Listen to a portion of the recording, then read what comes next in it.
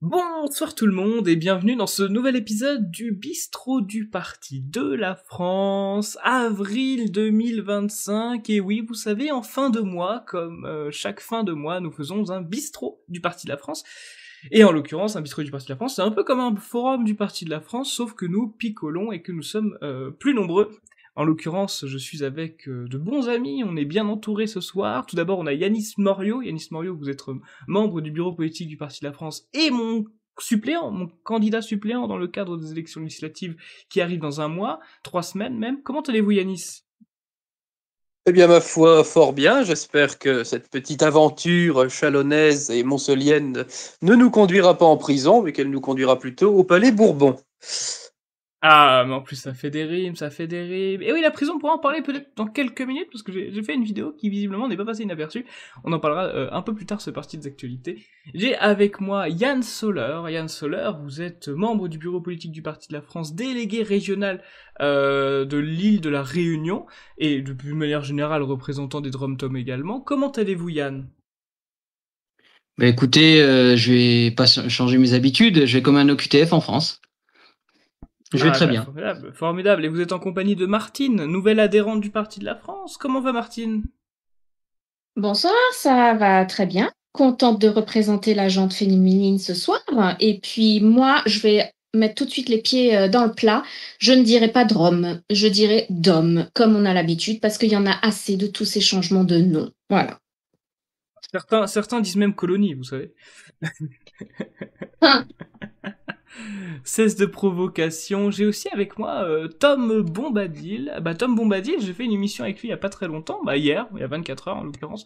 Ça s'est bien passé, donc pour ceux qui ne le connaissent pas encore, il va avoir la chance de prendre la parole ce soir sur notre émission. Bonsoir Thomas, Tom, excusez-moi, comment allez-vous? Bonsoir, bonsoir Alexandre, bonsoir tout le monde. Eh bien, admirablement bien, et je dirais même que plus, ce serait du gâchis. Ah, mais vous voyez, moi j'aime bien. J'aime bien les invités qui emploient des adverbes. Et ça fait plaisir, mon cher Tom. Et nous avons aussi avec nous Jean Robin, nul autre, vous savez, essayiste, chef d'entreprise, auteur, tout ce que vous voulez. Comment allez-vous, Jean? Je vais très bien, merci. Et je vous remercie de enfin accepter le débat avec moi, parce que ça fait des mois et des mois que je vous demande un débat, et à chaque fois, vous refusez le débat, parce que vous avez peur de vous retrouver en slip. Donc là, vous montrez que vous avez un peu de courage, parce que vous acceptez enfin le débat avec moi. Ah oui. Mais effectivement, mais vous savez, moi je suis quelqu'un d'internet, je ne suis pas Jean Robin des Bois, donc oui, je fais pas de débat. Je fais pas de débat, en général. Non, mais c'est un plaisir, parce qu'on va pouvoir vous entendre sur les différents thèmes que nous avons à traiter. Bah, le premier thème, vous vous en doutez, enfin vous en doutez peut-être, on C'est s'y la Chine attendait. communiste. Que dites-vous, Jean-Robin? Premier débat, le premier thème, c'est la Chine communiste. Alors non, on parlera de Klaus Schwab plus tard, si vous le voulez bien. Euh, Là, actuellement, je voulais parler d'un autre dirigeant, ou plutôt ancien dirigeant, puisqu'il est décédé. Et oui, le pape François, on s'y attendait, hein, ça fait un mois qu'il est pas très bien, le pauvre. Donc le pape François est mort. Vous, Yanis Morio, comment réagissez-vous en tant que catholique? Vous êtes connu pour être catholique sur la chaîne, vous avez souvent pris parti sur des émissions catholiques. Quelle est votre réaction à la mort du pape? Eh bien, comme je l'avais dit sur les réseaux sociaux, des morts, on ne dit rien sinon du bien, donc je m'abstiendrai de critiquer l'homme en particulier après son pontificat.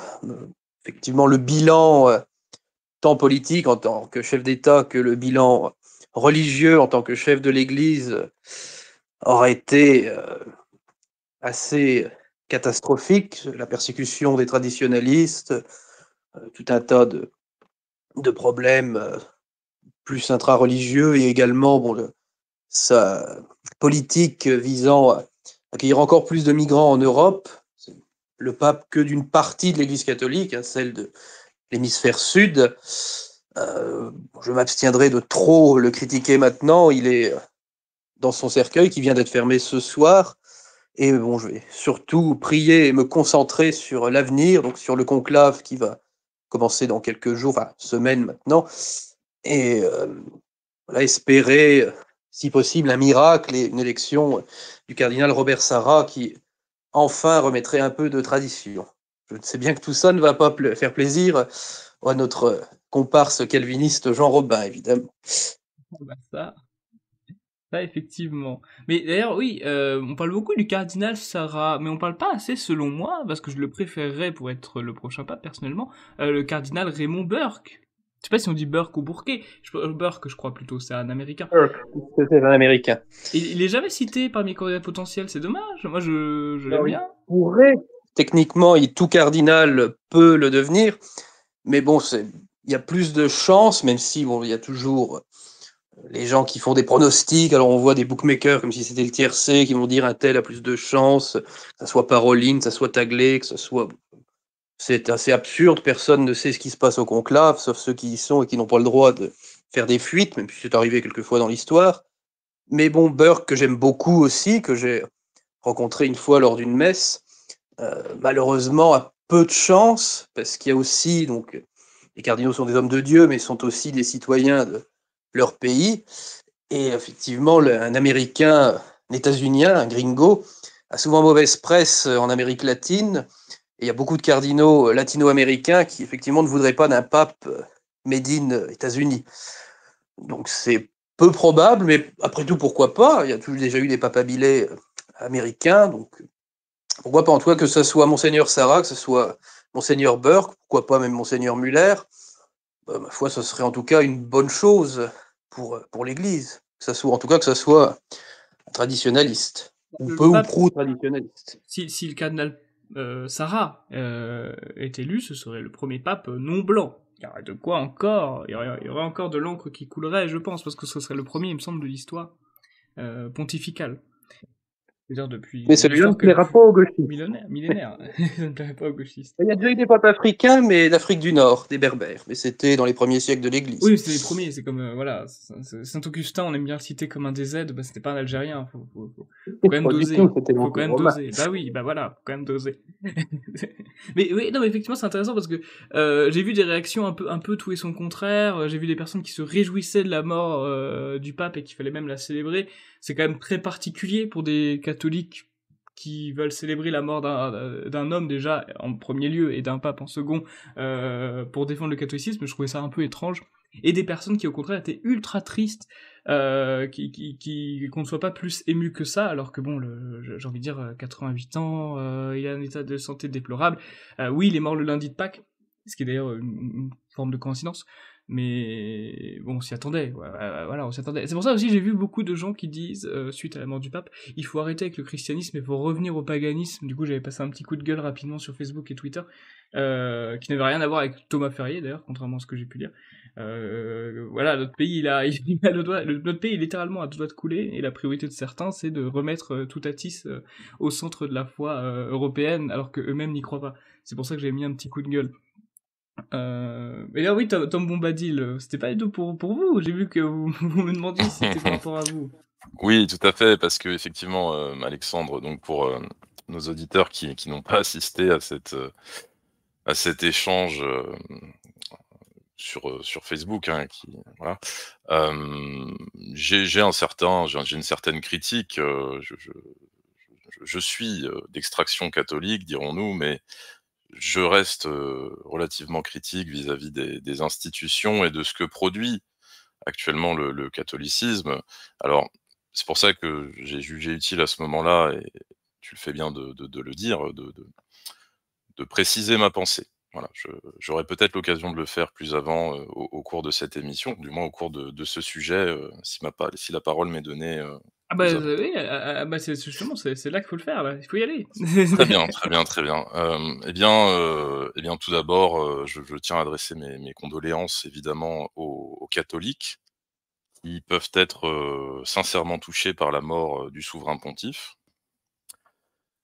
Disons que je prends la chose déjà par un biais historique, en tant que passionné d'histoire, et voilà, je sais que le catholicisme est la religion légitimiste par excellence, s'il en est, peut-être plus que toutes les autres finalement, dans sa trinité, entre pouvoir spirituel, temporel et divin. d'ailleurs, à l'occasion de cela, eh bien, le pape Zacharie, au 8e siècle, avait dit que celui qui exerce la puissance est roi, en s'appuyant sur saint Paul. Je parle sous le contrôle de fervents catholiques qui disaient toute autorité vient de Dieu. Donc je pense qu'effectivement, comment dirais-je, cette idée a fait les belles heures du catholicisme et dans une certaine mesure de la France, et qu'aujourd'hui, cette idée devient adverse des intérêts européens, selon moi, et des intérêts identitaires français et européens. Donc, il convient, je pense, d'avoir un certain détachement politique vis-à-vis de l'agenda, comment dirais-je, religieux par les temps qui courent. Et d'ailleurs, oui, c'est assez intéressant parce que on a vu ces discussions en privé, mais en gros, bah, pour résumer, j'avais eu pas mal de commentaires de retweets où je disais, oui, ce ne seront pas les paganistes et encore moins Toutatis et le Panthéon, qu'ils soient grecs, romains, etc., qui globalement vont nous sauver, nous Français, et dégager les Suédois, les Anglais, les bouddhistes, les orques si vous préférez. Alors, c'est tout à fait, tout à fait. Et il y a des gens qui m'ont dit oui, mais c'est pas Jésus non plus. Mais j'ai jamais dit que c'était au rôle du christianisme de faire ça. Pour moi, Voilà, l'Église s'occupe du surnaturel. voilà. L'ordre naturel, c'est à nous, humains, de s'en occuper. C'est notre rôle. Et la politique, c'est du naturel, c'est pas du surnaturel. Donc c'est très important. Et d'ailleurs, Encore ceux qui mélangent les deux, pour moi, font une erreur. alors je pense que ça devrait faire l'objet, parce que c'est un débat, qui est, éminemment, complexe et qui pourrait faire l'objet d'une émission à part entière, tant ce débat touche à la fois au théologique et à l'histoire. Dans une certaine mesure, peut-être, comme tu le dis, à des forces qui nous dépassent. Mais je pense que le catholicisme, comme je le disais en préambule, est quand même une synthèse entre, le pouvoir temporel et la volonté enfin, comment dirais-je? Entre les 3 pouvoirs, le pouvoir spirituel, le pouvoir temporel et le rapport au divin. C'est-à-dire que, le pape est la figure, comment dirais-je? La plus proche, du Seigneur, si je ne m'abuse. Encore une fois, je parle sous le contrôle, de catholiques qui connaissent la théologie, Non, bien non, mieux que enfin, moi. Yanis pourra me corriger, mais nous, on est une église apostolique. C'est-à-dire que nous, notre autorité se réfère à l'évêque, si je me trompe pas, Yanis. Peut-être que vous pouvez me corriger. Alors effectivement, elle se réfère à la hiérarchie. Donc la hiérarchie, d'abord en premier lieu, le Saint-Père, le pape, qui est le successeur de Saint-Pierre, le premier des apôtres. Tu es Pierre, et sur cette pierre, je bâtirai mon église. Tu es Petrum et superam Petram. Bon, je ne vais pas vous la faire en latin.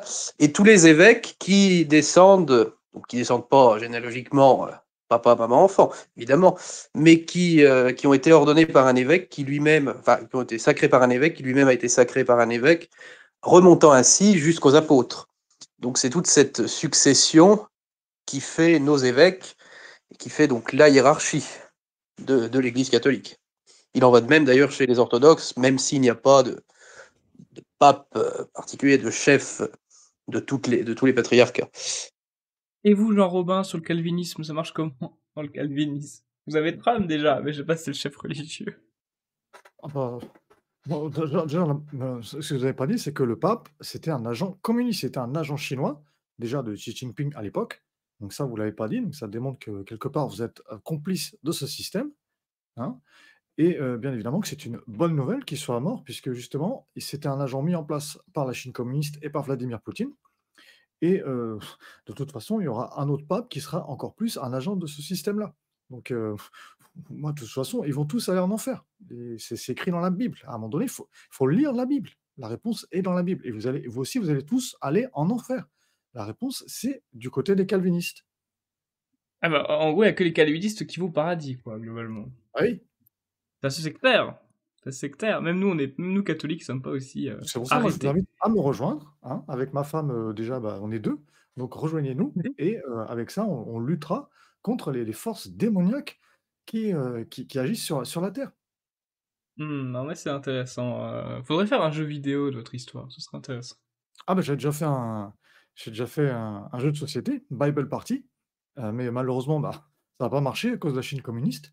Mais je vous invite à quand même commander, comme ça me permettra de repartir, financièrement sur de bonnes bases. Ouais. Il faudrait faire un Jean Robin carte, super Jean Robin carte, ça pourrait marcher. Word. Oh, c'est une bonne C'est une idée. bonne idée, C'est une bonne idée. Je la brefte, je la brefte. Et vous, mes chers Yann et mes chères Martine, je crois savoir, c'est peut-être un cliché que j'ai, mais je crois savoir que les dom-tom, j'insiste donc pour enlever le R pour faire plaisir à Martine, sont un peu plus religieux que nous. La mort du pape, il y a eu plus d'impact là-bas qu'en métropole. Nous, en métropole, enfin moi, j'ai pas spécialement vu de réaction dans mon entourage, en tout cas. Donc, vous, comment ça a été accueilli, cette nouvelle? Ben, comme à l'habitude, quand il y a quelqu'un qui décède, on est assez respectueux. Il y a beaucoup de gens qui déplorent son décès. Monseigneur, j'oublie toujours son nom, c'est le nouveau là. Euh, ben oui, il a fait une petite intervention dans les journaux. Euh, voilà. Donc chez nous, c'est souvent comme ça. On est très respectueux. Bah, moi, je le suis également. Je ne dirai rien de, voilà, de bien négatif. Voilà. C'est vrai qu'à chaque fois, quand quelqu'un décède, il n'y a que le positif qui ressort, jamais le négatif, alors que bon, ça reste quand même un homme, voilà, avec ses défauts et ses qualités. Et par contre, je n'oublierai pas que c'est le pape qui a demandé à tous les chrétiens de prendre le suprême de carotte, comme dirait Yann, pour montrer qu'on a l'amour de l'autre. Je m'arrêterai à là. Voilà. Oui, c'est vrai, c'est vrai. Bah, je me rappelle de son discours, je crois que c'était au Vélodrome, en tout cas c'était à Marseille, où il disait qu'il fallait accueillir à bras ouverts les migrants et les musulmans. Ah, j'avoue que ça passe pas trop pour moi, hein. Encore une fois, moi je pense qu'il faut distinguer le naturel du surnaturel, mais ça va dans les deux sens. Le pape aussi devrait distinguer le naturel du surnaturel. C'est pas que aux croyants de faire l'effort. Ah bah bref, on verra qui sera le Bien prochain. Moi, sûr. je pense qu'il faut attendre 2 semaines à peu près pour voir le La prochain prochaine pape, je fois. pense. Je sais pas comment ça se passe. Oui, peut-être Yanis ou quelqu'un d'autre, si quelqu'un sait, c'est à peu près 2 semaines qu'il faut attendre pour avoir le résultat. Bah, ça dépend, hein. Des fois, ça peut être rapide comme pas, hein. Mais après, je sais pas s'il se fixe, parce que ouais, je ne sais pas s'il se fixe vraiment 2 semaines au maximum, mais je sais que ça peut être rapide. Après, je sais pas si ça a été plus long dans l'histoire, hein. Peut-être que ceux qui connaissent mieux, ils pourraient le dire, hein, s'il y a un pape qui a pris énormément de temps pour être élu ou très peu de temps. Voilà. Alors effectivement, il y a eu Allez-y. pendant des siècles, quand on a commencé à instaurer le conclave, parce que on les met sous clé où tout est filtré pour éviter les pressions extérieures, les pressions de dirigeants politiques, des princes de toutes les nations. Et pendant ce temps-là, donc ils sont sous clé pour aussi les presser un peu à choisir un pape, parce qu'il est arrivé au Moyen Âge où on reste des années en période de vacances pontificales où c'était ingérable. Rome était en proie à des troubles affreux. Il y avait une querelle entre les Colonna et les Orsini, pour ne pas s'étendre dessus. Et donc il a été dit donc, de les garder pour sous clé pour qu'ils aient envie de sortir et qu'ils votent assez vite. Et on a ensuite réduit un peu les tours de scrutin parce que il faut quand même choisir un moment. Donc c'est une trentaine, je crois, de tours de scrutin. Bon, il y en a plusieurs par jour. Donc globalement, bon, c'est assez court. Mais par contre, il y a un délai avant de lancer le conclave. Il y a quand même déjà les 9 jours de deuil.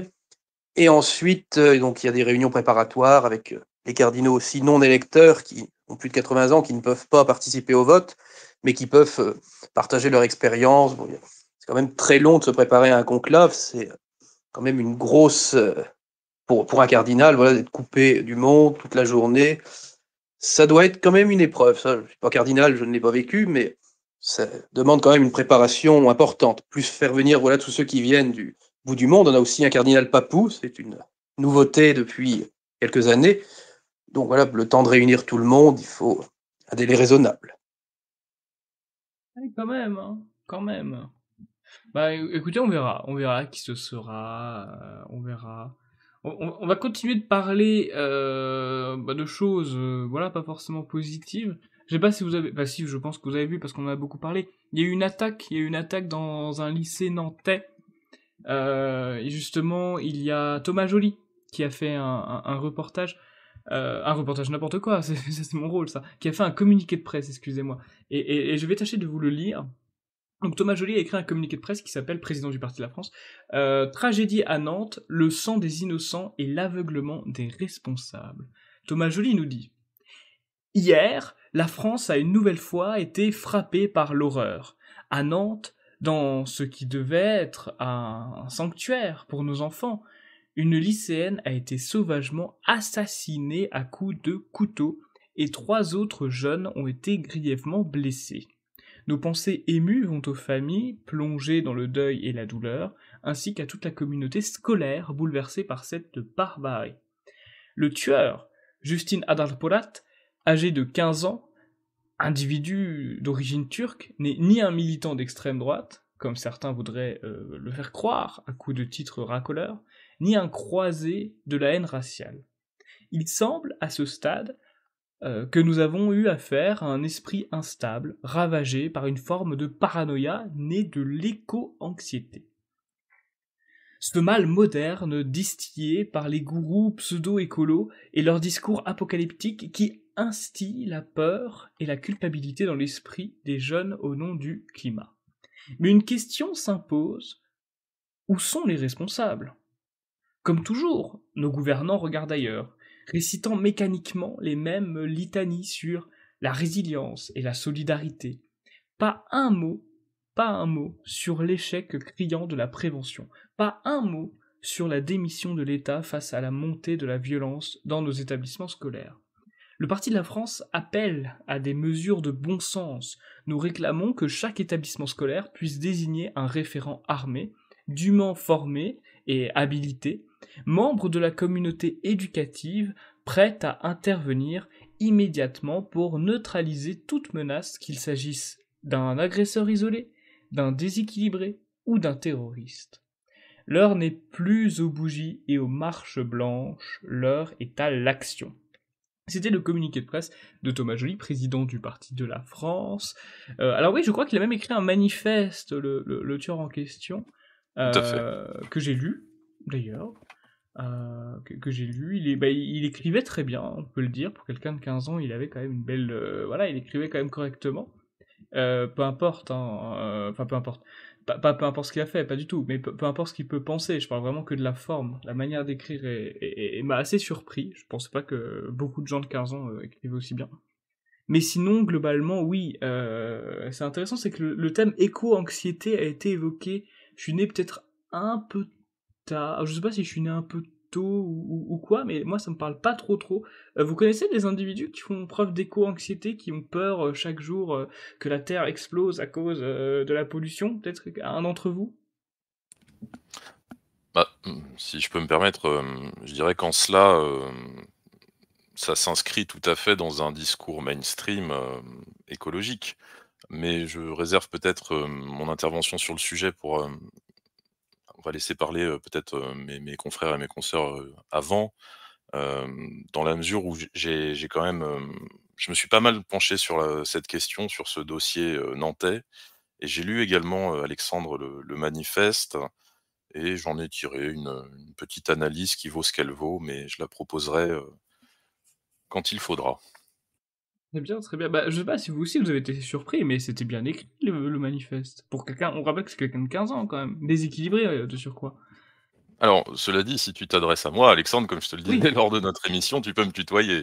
Je me permets de le faire à ton égard. Non, dans mon heu émission, vous vois. J'étais à tes règles, ah bon? j'étais à Ah tes bon? règles hier. Ah Là, très tu es à bien, mes oui, règles je aujourd'hui. m'y Attention. plie, je m'y plie, tout à fait.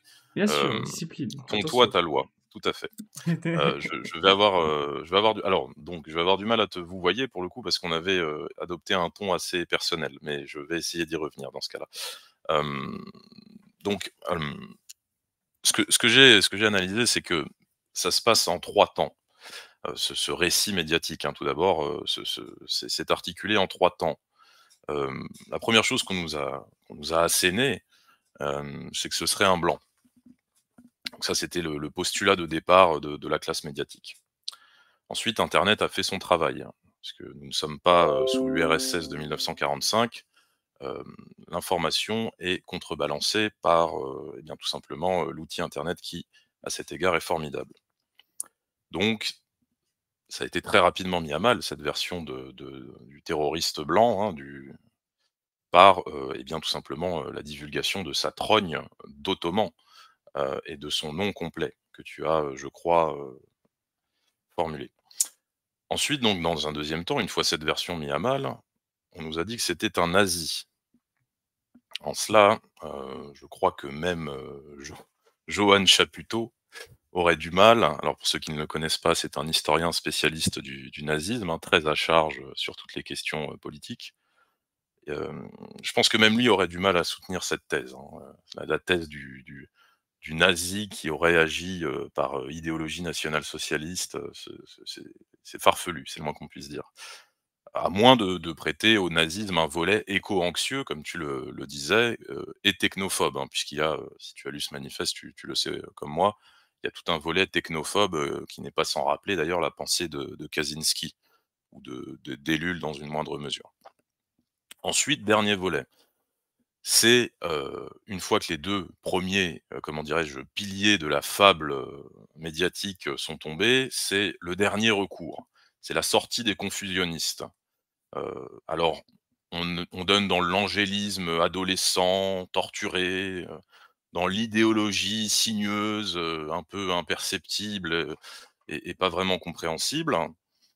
C'est là, parce que je me suis dit: «Bon, il faut que je lise ce manifeste». Donc plusieurs choses m'ont frappé à la lecture de ce manifeste. Tu me diras si nos, conclusions, concordent ou non, mon cher Alexandre. Première chose, c'est la douance.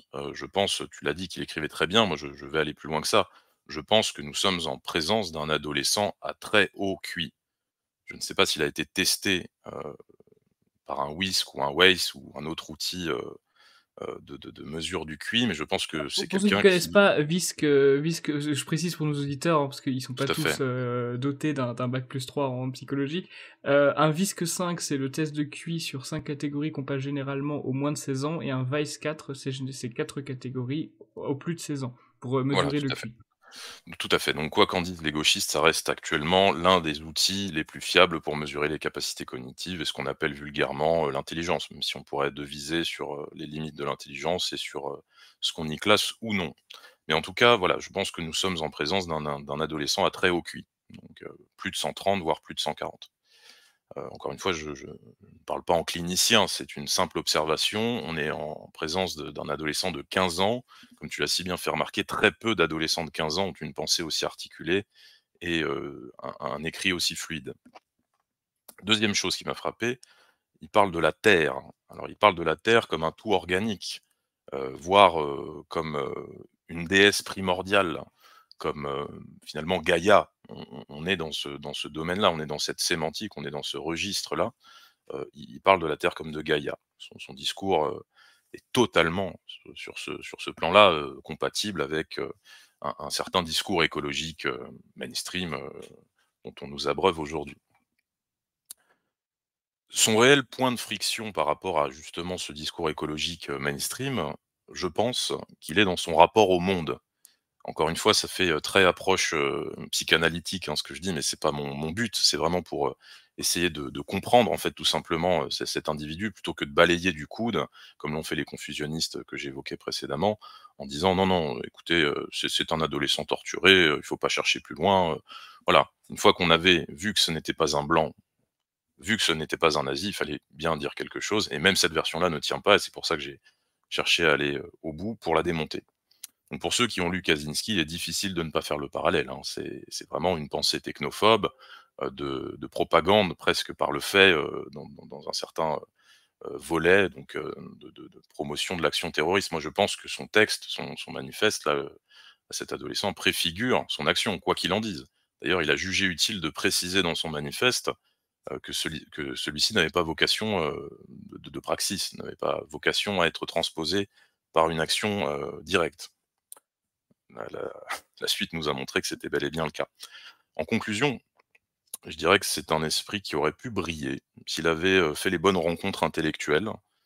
Comme beaucoup d'adolescents, il a fait, à mon avis, de très mauvaises rencontres intellectuelles et en cela, notre époque n'y est pas étrangère à mon sens, dans la mesure où c'est une intelligence qui aurait pu rencontrer d'autres intelligences et des mentors qui auraient pu l'amener tout à fait autre part. La pensée qu'il a rencontrée, c'est une pensée profondément et ontologiquement de gauche. On pourrait y revenir plus avant, mais je pense que en termes de philosophie politique, le corpus qui est le sien n'a rien à voir, et ce serait très malhonnête, et je serais prêt à en débattre avec quiconque oserait soutenir pareil Henry, euh, que c'est un corpus de droite, ni de près ni de loin. Ni de près ni de loin. Il parle d'ailleurs d'une caste de privilégiés, de la propriété comme point de départ de la rupture avec l'ordre naturel. On est dans la dialectique marxiste, hein, on est dans le matérialisme historique de fait, et d'un humain ancien, dénué de toute bassesse qu'il romantise à souhait. Donc vraiment, voilà, je pense qu'il fallait disséquer un petit peu la pensée du jeune homme et le profil. Voilà. Oui, oui, oui, tout à fait. Vous savez, on n'est pas là pour donner des qualités intellectuelles, évidemment, à un meurtrier, hein, mais les gens se représentent souvent Loin de là, les naturellement. choses, bien évidemment, les gens se représentent souvent les choses de manière linéaire. Comme si il y avait la folie détraquée tout à gauche et l'intelligence tout à droite. Et que les deux étaient éloignés. C'est pas comme ça que je me représente le monde personnellement. Dans mon optique, je vois plutôt les choses comme un fer à cheval, vous savez. C'est-à-dire que tout en bas du fer à cheval, il y a toute la normalité, il y a tout ce qui est basique, qui est très éloigné donc des extrémités. Et les extrémités seraient donc effectivement le génie et le fou. Et par conséquent, il est beaucoup plus facile de passer du fou au génie et inversement du génie au fou que de passer par la normalité. Je vois plus les choses comme ça, je vois pas les choses de manière linéaire, personnellement. Vous, Jean Robin, qu'est-ce que vous en pensez? Bah, moi, je pense un peu comme mon interlocuteur d'avant. C'est-à-dire que je pense que c'est un jeune marxiste et c'est un attentat marxiste, mais il n'est pas intelligent. Il n'est pas intelligent. Moi, je suis intelligent, par exemple. J'ai un QI de 172 millions, mais lui, il n'est pas intelligent. Il a Ah, j'aurais dit 6 utilisé. millions, moi. Ah, je vois où vous voulez en venir, hein, mais c'est pas très malin. Mais pour en revenir à ce que je disais, et qu'à mon avis, il a utilisé ChatGPT pour faire son manifeste. C'est évident. C'est évident. Et ChatGPT est manipulé par les Chinois. Donc, ce jeune homme a été manipulé par les Chinois marxistes pour faire un attentat marxiste à Nantes. Et ça, il n'y a personne pour le dire. Il n'y a que moi. Il n'y a que moi qui dénonce ça. Et c'est évident que on n'écrit pas comme ça à cet âge-là. C'est ChatGPT qui a écrit. Et donc, c'est ChatGPT qu'il faut incriminer. C'est ChatGPT qu'il faut mettre en prison. C'est intéressant. Et les Chinois, donc, par conséquent. Bah, même si Évidemment. ChatGPT, c'est pas chinois, mais bon, peut-être que selon Mais vous, si, peut-être.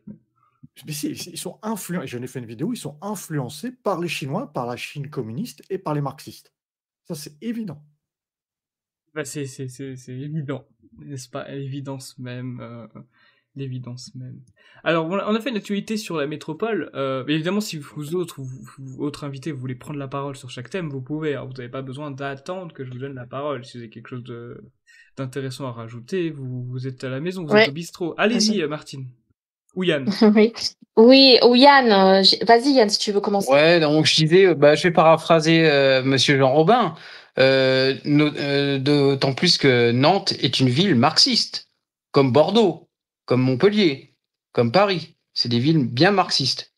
Bah, Si vous voyez ce que La je veux dire. Réunion aussi, hein. Ouais. Ah oui, hein, non, mais ici aussi, on est embêté par eux, hein. Mais je voulais juste revenir sur, c'est le côté éducation nationale, hein. Moi, j'ai quitté l'éducation nationale l'année dernière parce que ça n'était plus vivable. Et encore, j'ai de la chance, ou je dirais, on a de la chance ici à La Réunion parce qu'on est quand même un peu moins impacté. Il y a moins de propagande. Il y a moins de propagande, surtout au niveau de l'école primaire que j'ai beaucoup plus connue, parce que je n'ai fait qu'un an dans le secondaire en tant que prof d'allemand, et c'est vrai que c'est beaucoup moins marqué dans le primaire et à La Réunion. On a encore cette chance-là. Mais malheureusement, bon, on reçoit, on a les programmes de métropole, et donc je dis malheureusement dans le sens où c'est pas bien fait et que forcément, nous, quand on sera au pouvoir, tout sera bien mieux fait. Notamment au niveau des programmes. Et les programmes, ce sont les programmes de la métropole et c'est les manuels de la métropole. Gauchias. Et oui, Dis-le, et hein. j'ai vu dès le CP, CE1, la propagande écologiste, hein. Des textes à lire sur le tri, sur je ne sais quoi encore. Éco-anxieux. On appelle ça l'éco-anxiété. Ouais. Bah oui, ouais, si tu veux, mais on est en train de bousiller. Je préfère utiliser ce terme familier là, parce qu'il est très parlant. On est en train de bousiller des générations d'enfants, quoi. Et justement, ceux qui sont extrêmement intelligents et qui, je suis d'accord avec l'intervenant d'avant, qui ne rencontrent pas les bonnes personnes, et ben voilà, ça peut faire d'énormes dégâts parce que les HPI, comme on les appelle maintenant, ou les HPE, souvent les HPI sont HPE. Donc, mais pas l'inverse. L'inverse n'est pas systématique. Et Oui, j'explique. oui, Elle a fait 1 an de psychologie. oui, bon. Voilà, bon bref. Oui, si, bon, tu veux que j'explique? Bah non, ils ont compris, non? Non, ils ont fait de la psychologie. Ah bah voilà, bon bah c'est bon, je vais pas développer.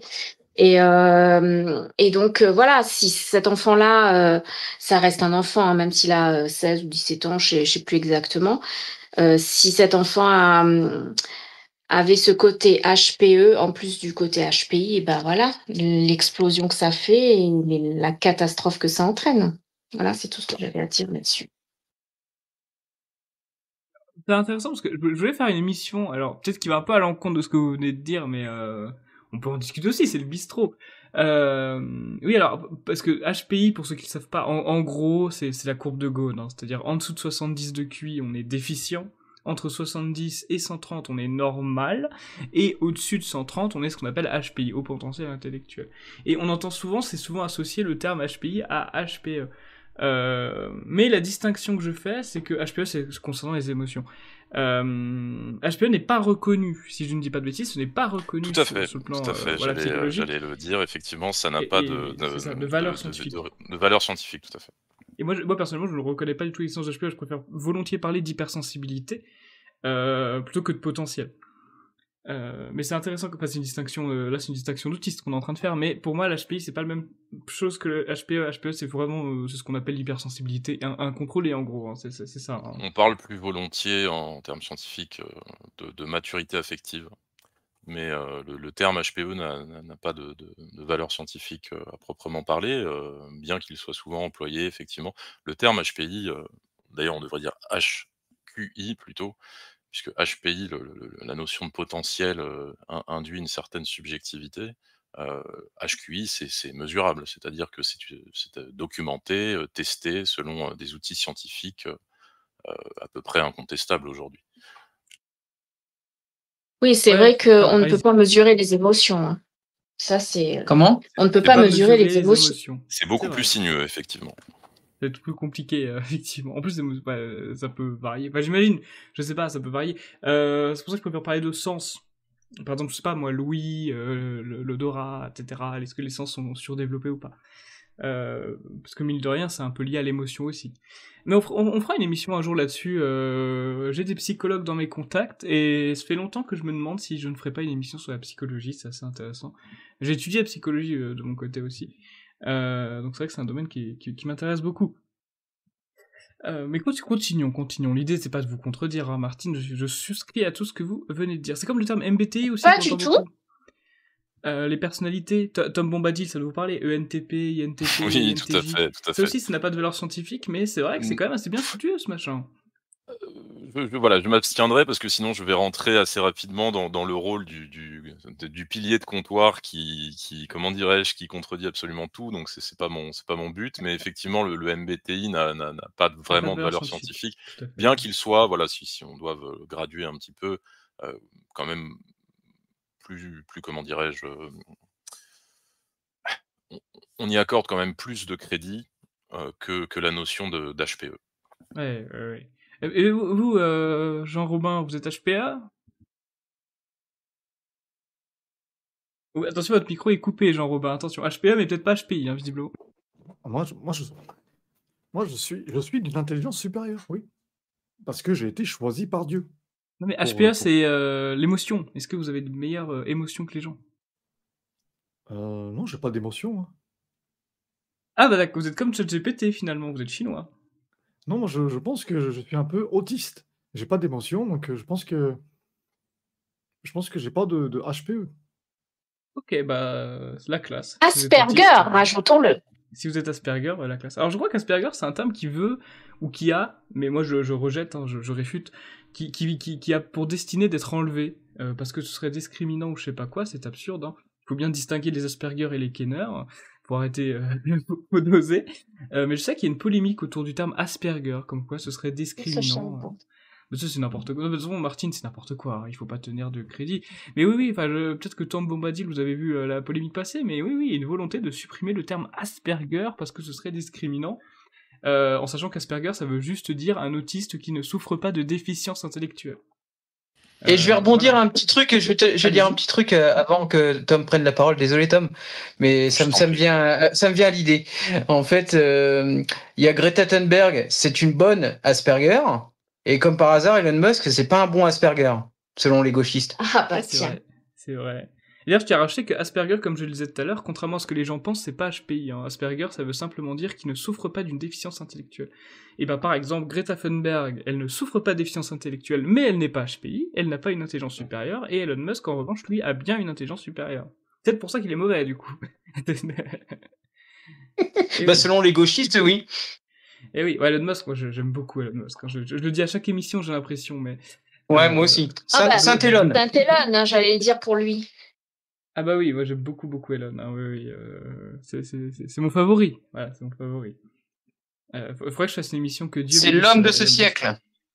Musk. Bah oui, totalement. Elon Musk pour 1000 ans. Et oui. Et au fait, Elon Musk, oui. tu peux venir sponsoriser le Parti de la France. Il n'y a pas de problème. Bien. Moi j'aimerais bien. Bah, je vais pas mentir. Vous savez, je fais une émission par mois sur Donald Trump. J'avais quand même aussi pour fantasme à l'idée que les équipes d'Elon Musk nous repèrent et pensent à nous financer comme ils ont fait avec l'AFD, hein, évidemment.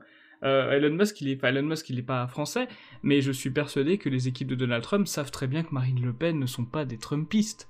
Et ils savent très bien que ce n'est pas un parti de droite. Et oui.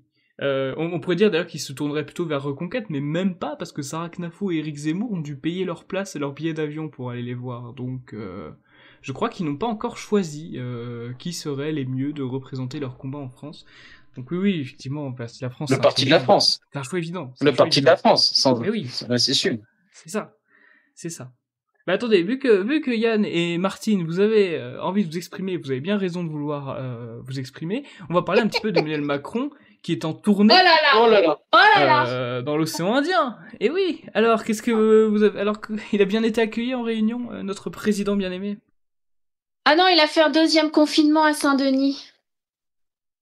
Ah bon? Oui. Oui, parce qu'on devait l'accueillir en fanfare, hein, avec de magnifiques pancartes et des t-shirts. Pour lui dire combien on l'aime. Combien on l'adorait. Hein. Moi, je voulais absolument rencontrer Bribri. Mais je n'ai pas pu. Nous n'avons pas pu parce que il a tout bouclé. Il a fait fermer des rues de Saint-Denis à plusieurs kilomètres à la ronde, je crois. Oui. Les gens ne pouvaient pas aller travailler. Ils n'avaient pas le droit de traverser la ville, donc voilà. Soit on était confinés à l'intérieur, soit on était confinés à l'extérieur. Voilà. Et puis on n'avait pas le droit de manifester. Oui, interdiction de manifester. Interdiction de manifester. Qu'est-ce qu'on n'avait pas... Et raconte aussi les élèves. Là. Ah oui, en fait, ils ont fait venir des personnes, certainement payées, ou si elles n'ont pas été payées, elles ont été un peu obligées par les maires, parce qu'ils font souvent ça à La Réunion, hein, même pour les élections. Quand il y a des meetings, ils font venir des quarts entiers de sympathisants d'une autre commune, quand ça marche pas bien dans la commune où ils vont faire le meeting, pour soutenir la personne. Donc là, ça m'étonnerait pas qu'il y ait des quarts comme ça qui soient venus, mais bon, il y en a pas eu tant que ça. Et ils faisaient des plans serrés pour faire croire qu'il y avait beaucoup de monde.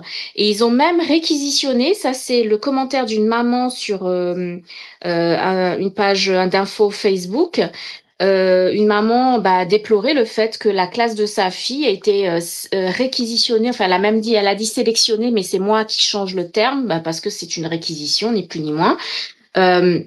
De la classe pour aller voir Emmanuel Macron déposer la gerbe au niveau de la colonne de la Victoire à Saint-Denis. Et puis il y a quelqu'un d'autre qui m'a contacté sur TikTok parce que j'ai fait une vidéo, ça m'a tellement énervé que j'ai fait une vidéo à ce propos. Et quelqu'un m'a contacté me disant que par message, par commentaire sous la vidéo, il me disait moi j'ai regardé en direct, j'habite en métropole, mais j'ai regardé en direct l'intervention de Macron, le dépôt de gerbe de Macron. Et en fait, les journalistes expliquaient que les élèves qui sont venus, ils avaient été sélectionnés par rapport à leurs notes. Donc, plus ils avaient de bonnes notes, et plus ils avaient de chances de voir Macron et Bribri. Donc voilà, moi je trouve ça scandaleux parce que c'est manipuler des enfants. C'est vraiment de la manipulation, de l'exploitation, mais bon, on va dire. Je vais pas aller plus loin, j'ai peur que la chaîne saute si jamais ça me part sur YouTube. Donc on va. Vous entendez très bien mon arrière-pensée, voilà. Et pour finir, si j'ai fait également la vidéo, c'est surtout la vidéo porte sur le fait qu'un média a mis comme titre les Réunionnais sont venus nombreux voir Macron, à peu près. Et puis quand on regarde la photo, il n'y a que 3 rangées de personnes, mais comme ils l'ont prise de loin, on le voit si on regarde, derrière c'était vide. Il y avait personne d'autre que les 3 rangées qu'ils ont fait bien avancer au niveau des barrières et bien, ils ont fait bien tasser les gens avec les pauvres enfants en question qui ont été obligés d'aller voir ces 2 énergumènes-là. Et donc, voilà, j'ai tout balancé. J'ai dit aux gens, regardez l'image. J'ai fait une capture d'écran, j'ai regardé. Il n'y a personne. Et après, les médias nous font croire qu'il y a beaucoup de gens. Et en créole, il y a une expression qui est la suivante, qui dit la ramasse menteur. Donc, en fait, les journalistes, ce ne sont que des menteurs. Ils ne font que mentir. Et là, je les ai confondus. C'était juste parce que j'avais envie de vraiment exorciser tout ça, parce qu'il y en a marre de toute cette propagande, de tout ce théâtre. Mais les gens ne sont pas dupes. Je n'ai eu aucun commentaire négatif au-dessous de ma vidéo. Tous étaient d'accord et tout le monde et personne n'est dupe en fait. Voilà. La venue de Macron. Vas-y si tu veux rajouter. Il n'y a même pas eu de bot, ouais. C'est pas sans rappeler ceux qui se rappellent les plus anciens. Le scandale des profs gauchias en 2002 ont demandé aux élèves de défiler contre Jean-Marie Le Pen. On n'oublie pas ça. Moi, j'ai pas oublié. Hein. Oui, c'est vrai.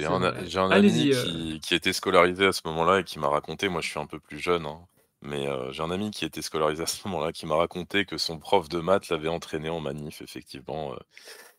Voilà. Et il paraît que c'était quelque chose d'extrêmement courant, que des profs se soient accordé le droit de traîner des élèves dans les rues sous prétexte de lutte contre le fascisme rampant et blablabla.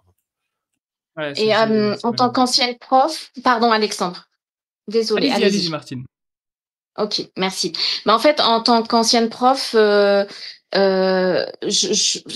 je dois encore déplorer le fait que ils obligeaient aussi parfois les enfants à aller ramasser des détritus le long des ravines, parce qu'on a pas mal de ravines à La Réunion, le long des plages. Moi, je trouve ça scandaleux. Je comprends pas comment les parents, moi personnellement, je l'ai pas fait. Hein, j'ai toujours refusé de faire ça. Mais c'est pas aux enfants d'aller. Comme pour le port des masques. Tu pourrais raconter maintenant, tu peux le dire. Oui, mais attends. Vas-y, raconte. Je finis déjà là-dessus. C'est pas aux enfants d'aller ramasser les détritus des adultes qui ne savent même pas se tenir et qui salient tout. Donc ça c'est pas normal. Les professeurs ils ont juste le savoir à transmettre. Ils sont pas là pour faire de la politique, ils ne sont pas là pour faire de l'écologie. Donc franchement, moi, j'étais vraiment pas à ma place. Et si j'ai tenu 19 ans, c'est encore 19 ans avec plusieurs années de congé maladie, voilà, parce que à un moment donné, quand on n'est pas aligné avec l'institution et avec les valeurs que cette institution euh, met en avant, on finit par craquer. J'ai tenu parce que bon, on est à La Réunion, mais je pense en métropole, avec tout ce que j'entends, j'aurais pas pu tenir, quoi. Raconte pour les masques. Non, mais pour les masques, À l'époque Covid, vas-y, raconte. oui, mais malheureusement, c'est tout ce que vous avez connu aussi en métropole, c'est que les enfants ont été masqués. Moi, j'étais un peu, contente parce que comme j'avais des petits de CP à cette époque et qu'on ne les avait pas encore masqués, je dis pas encore parce que ça, c'était à la rentrée du mois d'août. Nous, la rentrée, c'est à la mi-août. Et j'étais toute heureuse. Je me dis, bon, au moins, les miens ne seront pas masqués comme ceux de maternelle. Eh bien, manque de peau, arrivé à la rentrée de janvier, donc fin janvier pour nous.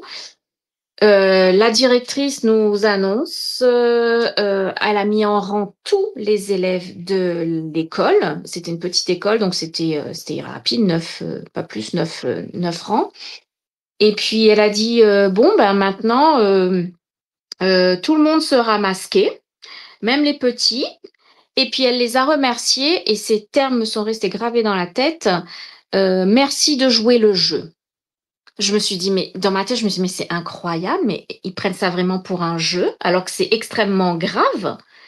Et moi, je me suis liquéfiée sur place et tout le monde a applaudi, sauf mes élèves. Je crois qu'ils ont tellement senti ma colère, mon énervement, et puis le fait que je voyais que c'était pas en phase avec le bien-être des enfants et que c'était toute une folie qui était en train de se mettre en place, que mes élèves, ils n'ont pas bronché. Et pourtant, les petits, les tout petits, qui comprennent pas, ils savent pas ce qui s'est passé. Dès que quelqu'un se met à applaudir, ils se mettent à applaudir. Et les miens, non. Et ça m'a marqué. Et donc, malheureusement, on les a masqués au mois de février pour la rentrée. Et mais après, chez moi, c'était très cool. Hein. Dans la classe, oui, faites ce que vous voulez. Le masque, il est en dessous du menton, pas de souci. Le masque, il est au-dessus, pas de souci. Qu'est-ce que maman a dit? Maman a dit, mets le masque. Ok, maîtresse, pas de problème. Elle accepte ce que maman dit. L'autre maman a dit, maman, rien dit. C'est pas grave. Tu respires, mon gamin. Tu respires. Alors, chez moi, c'était libre. Hein. Donc, ils n'avaient pas à me dire quoi que ce soit parce que je serais montée au créneau. D'ailleurs, moi-même, j'avais le masque sous le nez. Et puis, je me baladais sans masque en dehors des heures, on va dire, des heures officielles, quand j'étais bien avant pour préparer ma classe. Et voilà, mais c'était dur. C'était quand même dur. Et on a manifesté contre ça, d'ailleurs. Oui, oui. Bon. Mais juste pour finir, c'est que vraiment, ça fait vraiment du mal à la santé physique, mentale des enfants parce que les élèves, ils n'arrivaient plus à apprendre à lire. C'est une catastrophe parce que on a besoin de voir la forme des lèvres quand on apprend à lire. Et quand on a un masque, on voit pas. Moi, je l'enlevais souvent pour que les enfants voient, mais les collègues d'avant, eux, ils ne le faisaient pas. Moi, je pense à ma collègue de grande section qui gardait son masque.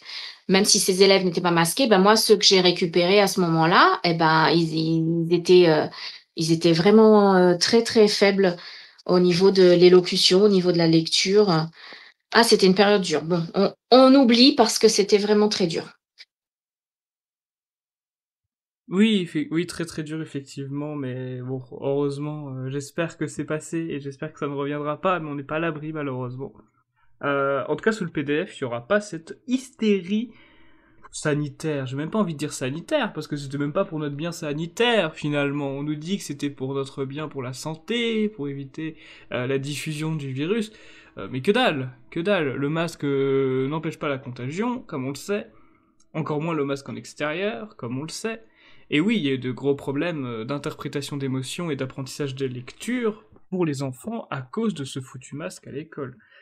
Donc oui, c'est totalement ridicule. J'ai même vu que t'avais des pays comme le Cameroun, c'est des pays qui souffrent de maladies 1000 fois plus graves toute l'année.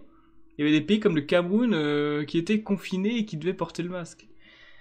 Ils sont quand même forts, ces lobbyistes, quand même. Ils sont quand même très forts. D'ailleurs, justement, vu qu'on est en train de parler des pays en voie de sous-développement, on peut parler un petit peu d'Haïti. Haïti, pays qui a pour devise d'ailleurs liberté, égalité, fraternité. Vous savez, c'est un pays qui en ce moment qui lutte contre la criminalité. Ça fait 1 an qu'ils essaient de lutter contre, mais en réalité, Haïti est complètement soumis aux gangs. C'est complètement soumis aux bandes criminelles, et c'est au bord de l'effondrement total. Yanis, vous avez dû voir cette information, vous qui aimez la géopolitique et la géographie. Alors oui, effectivement, Haïti n'est plus du tout vivable. Enfin, ça ne l'était déjà pas avant, mais là, il n'y a plus aucun espoir pour ce pays.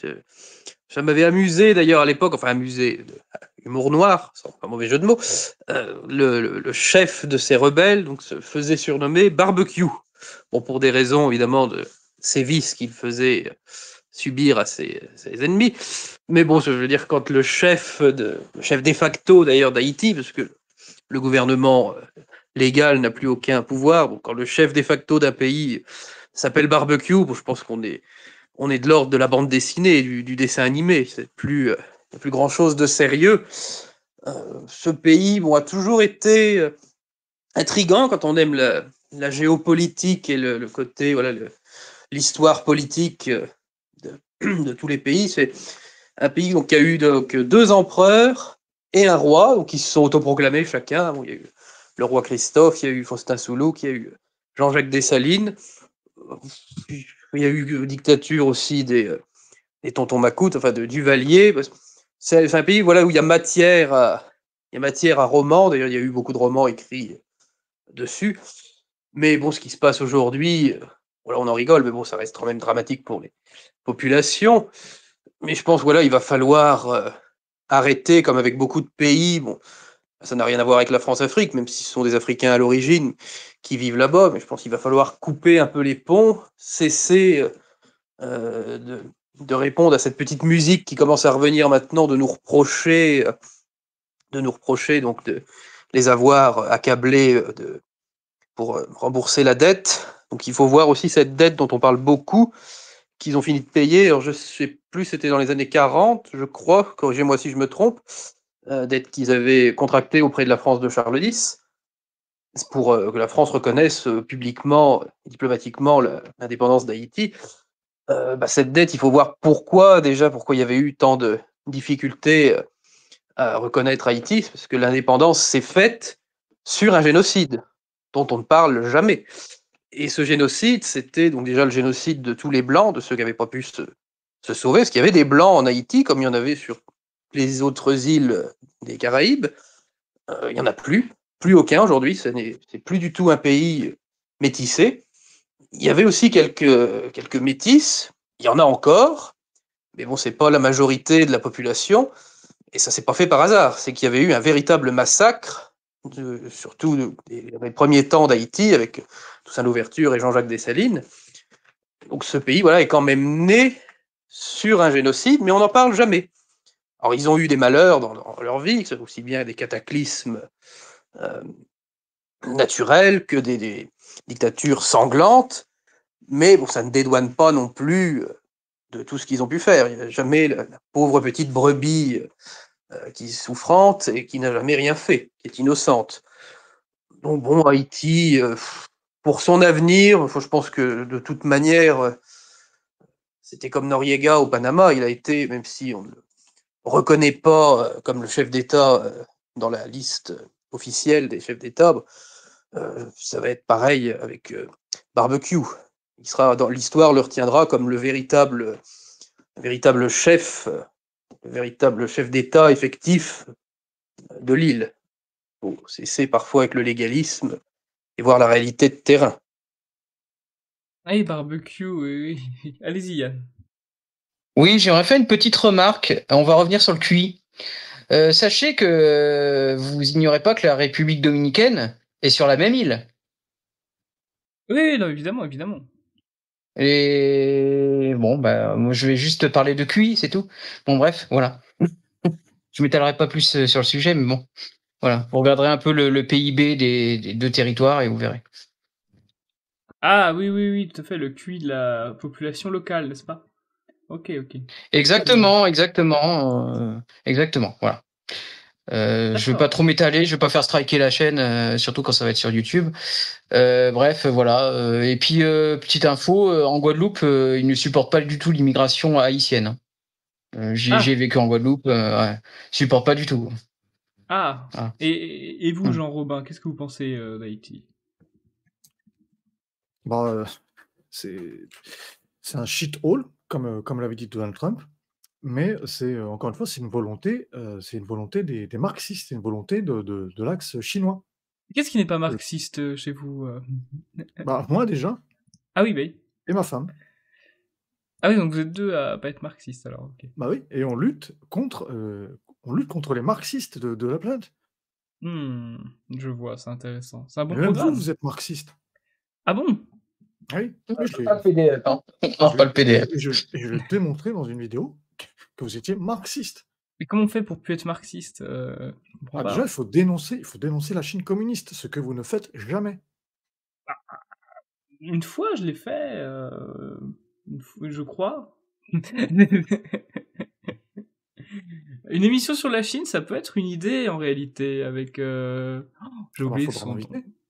Ouais, il faudra vous inviter, bah, bien sûr. Je pensais à un Chinois, mais oui, vous invitez vous, même si vous n'êtes pas Chinois. Et bah ça tombe Non. bien, en parlant de Chine, le prochain sujet, ce sera sur Klaus Schwab. Je vous rappelle que Klaus Schwab avait dit qu'il avait pour modèle de rêve économique la Chine, justement. Et bah Klaus Schwab, qu'est-ce qui se passe? Il y a une enquête sur lui, et vous savez, c'est le dirigeant du Forum économique mondial à Davos depuis, je crois, 25 ans. Et là, il a démissionné. Ce ne sera plus lui. Il va être remplacé, très probablement. Qu'est-ce que vous, Tom Bombadil, j'imagine que vous avez dû voir passer l'info, non? Je sais que vous êtes intéressé par l'économie. J'avoue que ça fait partie des sujets que je me félicite d'avoir évité comme d'autres, puisque je pense qu'ils menacent finalement plus la santé mentale des droitards de bonne volonté qu'autre chose. Ça n'a pour moi que peu d'importance. Je voulais simplement dire un mot sur le sujet précédent, pour le coup, sur Haïti, pour aller dans le sens de Yann Solaire. Je pense que le facteur explicatif principal de la situation haïtienne est l'essence des populations. Je ne sais pas ce qu'on peut dire sur ta chaîne, votre chaîne, puisque le vouvoiement est de rigueur, ou ce qu'on ne peut pas dire, mais c'est bel et bien l'essence de la population haïtienne qui nous amène dans cette situation actuelle sur la localité. Voilà, je pense qu'il n'y a pas grand-chose à en dire de plus. Pour revenir à Davos, je pense qu'on y accorde une importance disproportionnée et qu'il faudrait, comment dirais-je, au contraire, mépriser royalement. D'autant que là, il ne s'agit même pas de leur production intellectuelle, il s'agit d'un changement de direction, et bien soit, dont acte. Voilà, je pas forcément de commentaires à faire sur ce sujet. Je laisse mes confrères et mes consoeurs s'en charger. Oui, bien sûr, si vous voulez prendre la parole, vous pouvez tout à fait le faire. Bien sûr, bien sûr. Et quelqu'un d'autre souhaite réagir à Davos? Moi, c'est vrai que c'est pas trop forcément mon domaine, dans l'économie. Je sais juste que Davos, c'est quand même au cœur de pas mal de polémiques. Klaus Schwab aussi, d'ailleurs. Et ben non, bah ce ne sera plus lui. Donc moi, oui, effectivement, de ce que j'avais vu, il a été accusé de malversation. Bon, c'est pas très étonnant. Et ce qui est intéressant, c'est que l'enquête a été ouverte par le Forum économique mondial. C'est aussi ça qui est intéressant. C'est sa propre fondation qu'il attaque, ou du moins qui fait une enquête sur lui. Donc c'est... Alors oui, je n'ai pas... Ah, Non. allez, bah, j'ai sa parole à qui veut bien l'entendre. Le premier là qu'on a entendu, c'est qui? Tom. Le premier là, c'est Yanis. Yanis. Voilà. Yanis, hein. Je vais être succinct alors. Oui, je n'ai pas tous les tenants et les aboutissants évidemment de l'enquête interne, parce que je ne suis pas membre du forum de Davos. Mais bon, Klaus Schwab, de toute façon, il était, j'ose espérer, voilà, que avec les événements en ce moment, la multipolarité, l'arrivée évidemment de Trump aux affaires depuis quelque temps maintenant, que toutes ces officines mondialistes, si bien Davos que Bilderberg, la trilatérale, tous ces trucs-là qui n'ont plus aucun sens d'ailleurs, surtout dans un monde qui, comme je disais précédemment, qui devient de plus en plus multilatéral, ces officines de nuisance vont s'estomper, en tout cas je l'espère. Bon, des fois, le serpent, quand la bête est à terre, c'est là qu'elle mord, mais on arrive petit à petit voilà, vers la fin de ce personnage ridicule de Klaus Schwab qui a vraiment eu son heure de gloire pendant les périodes voilà, de cette crise dite sanitaire, où il aimait jouer un peu le méchant dans James Bond. Enfin, il en était caricatural, on voyait qu'il jouissait à se prendre pour le maître du monde. Voilà, l'hubris l'aura tué. Donc, le petit détail, on en a assez peu parlé. Bon, de toute façon, son fils, qui est son héritier, donc dans les affaires, je ne sais même plus d'ailleurs quelles sont les affaires, l'entreprise que dirige Schwab, mais bon, son fils reste secrétaire du Forum de Davos. Mais donc, le nouveau président, il a déjà fait parler de lui, puisque c'est Peter Brabeck, je sais plus, Brabeck-Letmat, je crois, son nom complet. Donc, un fringant jeune entrepreneur de 80 ans, d'origine autrichienne, qui est donc depuis, enfin qui n'est plus, mais qui a été longtemps le PDG de Nestlé, une petite PME qui monte, comme chacun sait. Et donc ce type s'était fait à l'époque connaître, avait fait parler de lui quand il avait sorti une polémique, je crois d'ailleurs que c'était à Davos, où il disait que l'eau, qui est quand même l'élément vital de l'humanité, pas seulement parce qu'elle compose la bière, mais pour tout un tas d'autres raisons évidemment, il avait fait une sortie qu'on lui a reproché ensuite, et il s'est fait discret depuis, où il disait que ça devait être une denrée comme une autre, soumise au cours de la bourse, comme le café, le chocolat, l'or, et que ça ne devait pas être un bien, et que les organisations internationales exagéraient. On voit à peu près, il serait capable d'assoiffer la moitié de l'humanité. Heureusement, maintenant, Davos devient plus que l'ombre d'elle-même. Donc ce genre de personnage, de faux, de méchants, de psychopathes en puissance, voilà, vont pouvoir continuer à s'agiter, mais Dieu merci, on assiste à la fin d'une époque. Tout à fait. Oui, tout à fait, tout à fait. Continuons, si vous voulez bien. Ah bah, moi que maintenant, Martine parlait avant. Excusez-moi, Martine, Non, vous avez mais la parole. J'ai fait du manspreading. c'est pas grave. C'est pas grave parce que j'ai eu ma réponse. En fait, moi, j'avais cru entendre, mais c'était une information erronée que j'avais eue apparemment, que c'était le fils qui prenait la présidence. Mais non, c'est le fils qui reste le secrétaire et bon, c'est quelqu'un d'autre, le président. Donc, j'ai eu ma réponse, voilà. Parce que j'avais loupé un épisode, certainement. Ouais, soit dit en passant, Klaus Schwab pourra se recycler dans les épisodes de Star Wars avec ses tenues. Oui. Oui, Tom, vous avez la référence, vous inquiétez pas. Oui, tout à fait. De fantastique. Ok. Oui. Oui, oui, fantastique, science-fiction, n'est-ce pas? Oui, je dois admettre, je n'ai jamais vu de Star Wars, je dois l'admettre. Est-ce si grave, finalement? Est-ce si grave? Je dirais que c'est moins grave que de ne pas avoir vu Le Seigneur des Anneaux. Là, je l'ai pas vu non plus. Comme ça. Je pense que Star Wars vous plairait. Je pense que Star Wars vous plairait, vous connaissant un peu Alexandre. Je sais que ça plaît beaucoup à Scipion de Salm, que j'aime beaucoup. Donc si quelque chose plaît à Scipion de Salm, en général, ça me plaît. Vous ferez un Comment? Alexandre, il faut vraiment, vraiment que vous voyiez Le Seigneur des Anneaux, parce que il y a un certain Gandalf à l'intérieur. Ah oui, notre Gandalf. Nous, on a notre Gandalf pays et on en est très fiers. On parlait du Gandalf réunionnais. Oui, on pensait pas au même Gandalf. Ouais. On est fiers de notre Gandalf pays. On est fans, hein, Yann et moi. Hein. Oui. On l'adore. Oui, tout à fait. Nous, on a un autre Gandalf qui n'est plus à la métropole, mais tout à fait, qui est maintenant au Japon. Ceux qui comprendront. Oui, on a compris. Enfin, bref, je me ressaisis. Alors oui, je sais pas si vous vous en souvenez, la semaine dernière, pour ceux qui ont écouté assidûment mon émission, j'avais parlé des persécutions, des provocations, des fusillades, des agressions envers le système pénitentiaire. Et ça s'est aggravé. Sachez que ça s'est aggravé, et justement, notre cher Thomas Joly, président du Parti de la France, a fait un communiqué de presse là-dessus qui s'appelle « La République en représentation à Saint-Quentin-Fallavier quand le théâtre remplace l'action ». Et je vais vous le lire, ce fameux communiqué. Alors Thomas Joly nous dit « Ce 23 avril 2025, le théâtre républicain a donné une nouvelle représentation pitoyable. François Bayrou, Gérald Darmanin et Bruno Retailleau, 3 figures d'un pouvoir moribond, se sont rendus à la prison de Saint-Quentin-Fallavier en Isère. Pourquoi ? Pour faire ce qu'ils savent faire de mieux, adopter des mines graves, réciter des discours indignés et promettre une fois de plus une fermeté dont chacun sait qu'elle n'arrivera jamais.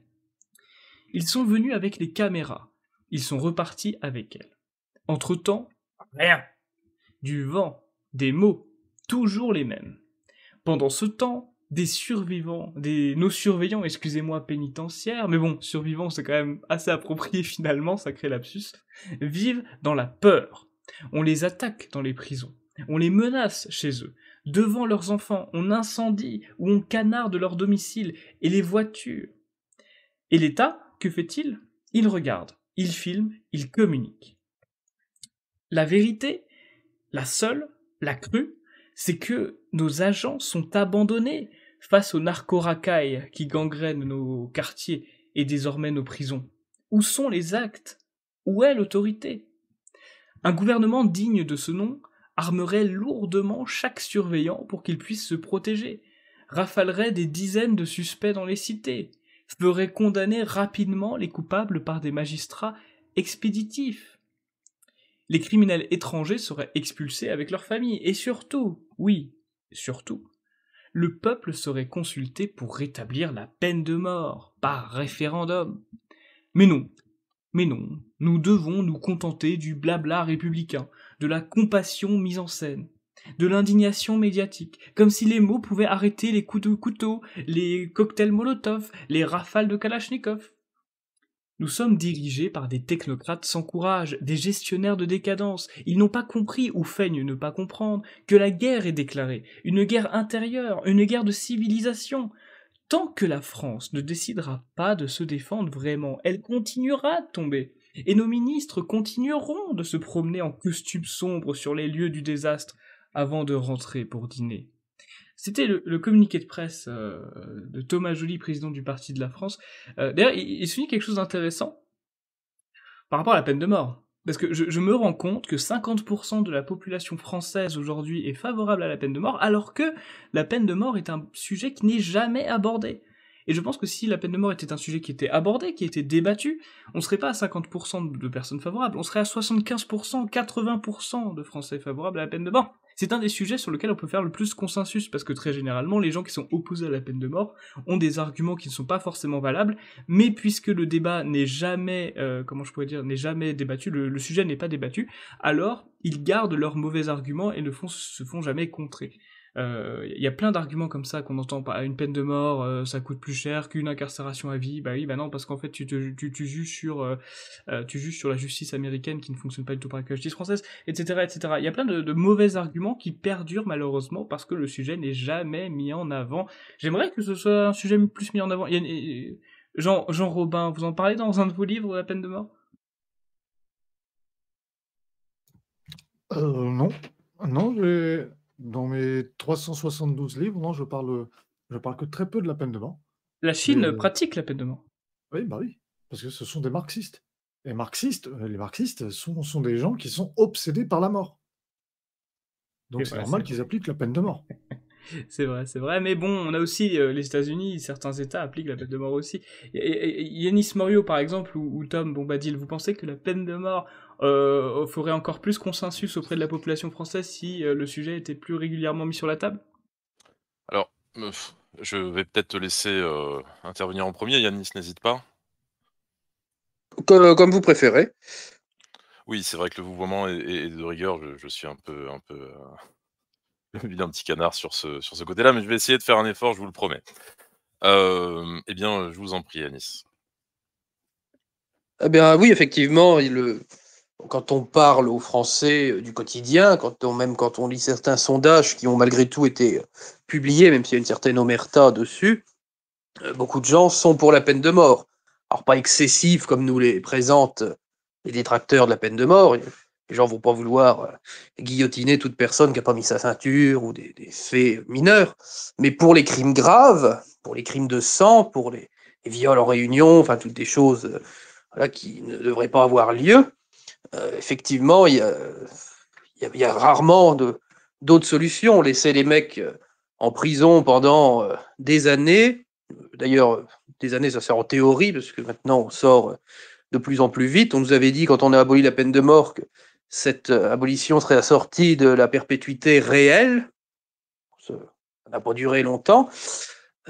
Et bon, la peine de mort, de toute manière, fonctionne dans beaucoup de pays qui ne sont pas, à ce que je sache, des tyrannies sanglantes.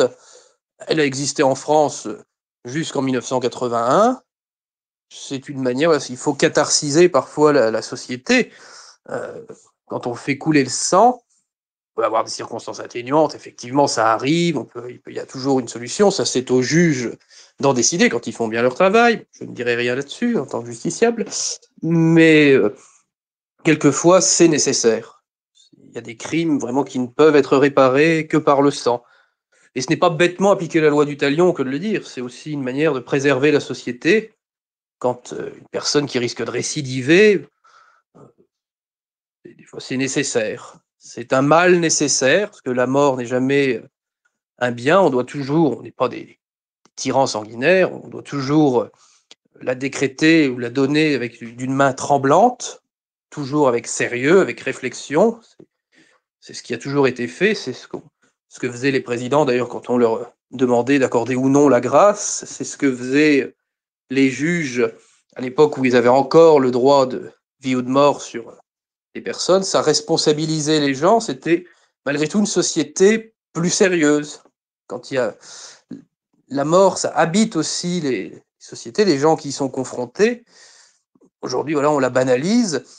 Et j'ai envie de dire aussi, même si ça pourrait paraître polémique, mais pas du tout, les seules personnes qui s'en sortent, en fait, ce sont les tueurs ou les coupables. Car la peine de mort existe encore, déjà pour tous les enfants qu'on avorte, et elle est amenée, c'est en tout cas sur la table, ça risque d'arriver très vite, elle arrivera aussi pour les personnes âgées en fin de vie ou les personnes avec une maladie incurable ou même pas incurable, avec cette loi sur l'euthanasie. Donc voilà, aujourd'hui, les personnes qu'on assassine sont particulièrement les innocents, les vieillards malades et les fœtus qui n'ont pas encore voix au chapitre. Merci beaucoup. Oui, je rappelle que la peine de mort, elle n'est pas abolie pour les victimes. Il me semble que c'est une phrase de Jean-Marie Le Pen, d'ailleurs, de base. Encore lui. Oui, c'est vrai. Et oui, mais c'est comme Exactement. le coup de la pastèque qui est devenu populaire, c'était aussi un coup de sa part. Eh oui. Que voulez-vous que je vous dise, c'est un visionnaire. Voilà, on peut pas dire autrement. Lui au moins, Jean Robin, c'était pas un marxiste quand même, Jean-Marie Le Pen.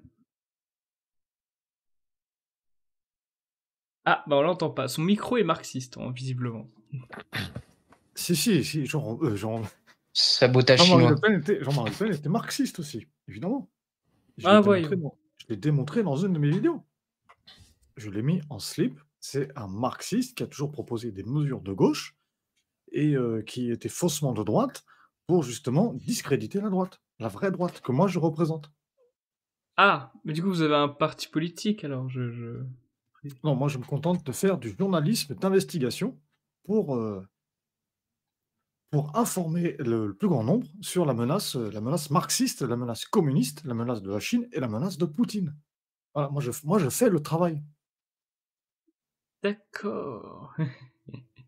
Et c'est pas moi, oui. C'est pas moi qui le veux, c'est Dieu. C'est Dieu qui m'a envoyé en Polynésie pour informer le monde sur le danger des Chinois communistes. Eh ben, bah ça c'est classe. C'est classe. Chacun sa destinée après tout, pourquoi pas. Alors oui, j'ai vu dans une circulaire que le ministre français de la Justice, Gérald Darmanin, qu'on connaît bien, Excuse-moi Alexandre, sans te couper, je voulais effectivement ajouter un mot faisant suite à Yanis, à qui j'avais fait la politesse sur le sujet des surveillants attaqués, si tu le permets. Oui, allez-y, bien sûr. Je vous remercie. Je vais vraiment essayer de faire un effort autant que possible. Donc, sur le sujet des surveillants attaqués, je dirais que donc non, chronologiquement, tu m'as posé une question, vous m'avez posé une question, Alexandre, pardon, vis-à-vis d'une pédagogie, à entreprendre ou non, vis-à-vis de la peine de mort en France. Est-ce qu'il faut, comment dirais-je, reconstruire, cette idée de ce que Jean-Marie Le Pen appelait la clé de voûte, finalement, du système pénal, français, occidental ou par extension de tout système, pénal qui, se respecte? Je pense que non. Je pense qu'il n'y a pas spécialement de pédagogie à faire, hein, par rapport à cela. Je pense qu'au contraire, c'est une idée qui est, profondément naturelle, heu, chez les peuples. Je pense que les humains, les honnêtes gens, de bonne volonté d'hier et d'aujourd'hui ont toujours, considéré, la peine de mort, comme, quelque chose de nécessaire, hein, sans pour autant être, comme tu le disais, comme vous le disiez Yanis, quelque chose de une volonté de sanglante, de vindicte populaire ou de loi du talion, pas du tout. Mais au contraire comme l'expression d'une justice, heu, proportionnée, aux faits reprochés. Je pense qu'au contraire, il a fallu beaucoup, beaucoup d'énergie, de propagande, et d'encre, d'encre et de sang, dirais-je même, pour «déconstruire» entre guillemets évidemment, le rapport à la peine de mort dans les peuples, chez les peuples occidentaux et a fortiori en France. D'ailleurs, je pourrais faire un parallèle un peu osé, mais je ne sais pas si la chaîne le permet, avec la déconstruction du différentialisme. Je pense que les peuples, sont profondément différentialistes, par essence et qu'ensuite effectivement on leur a récemment injecté l'idée, hem, qu'il n'y avait, aucune différence à faire, entre ses prochains, si je puis dire et que finalement il fallait tous les mettre sur un pied d'égalité, cette fameuse idée, qui est la poutre maîtresse de toute cette logique, mortifère. Donc 1er point sur, la pédagogie vis-à-vis de la peine de mort. 2e sur le cas précis des surveillants attaqués. Moi j'y vois l'inversion du principe des têtes mises à prix du Far West dans un sens ou d'ailleurs, où effectivement on placardait, et bien, au mur, le visage des criminels, avec une prime, de 1 000. On a tous, vu ça dans les films, dans les westerns spaghetti et cetera. Vous savez les fameuses affiches, de recherche mort ou vif, avec, une prime. Eh bien, on voit aujourd'hui, moi j'y vois l'inversion de cette prime, qui maintenant vise, en fait, les fonctionnaires pénitentiaires et l'administration pénitentiaire. Qui est d'ailleurs, pas forcément de notre bord politique.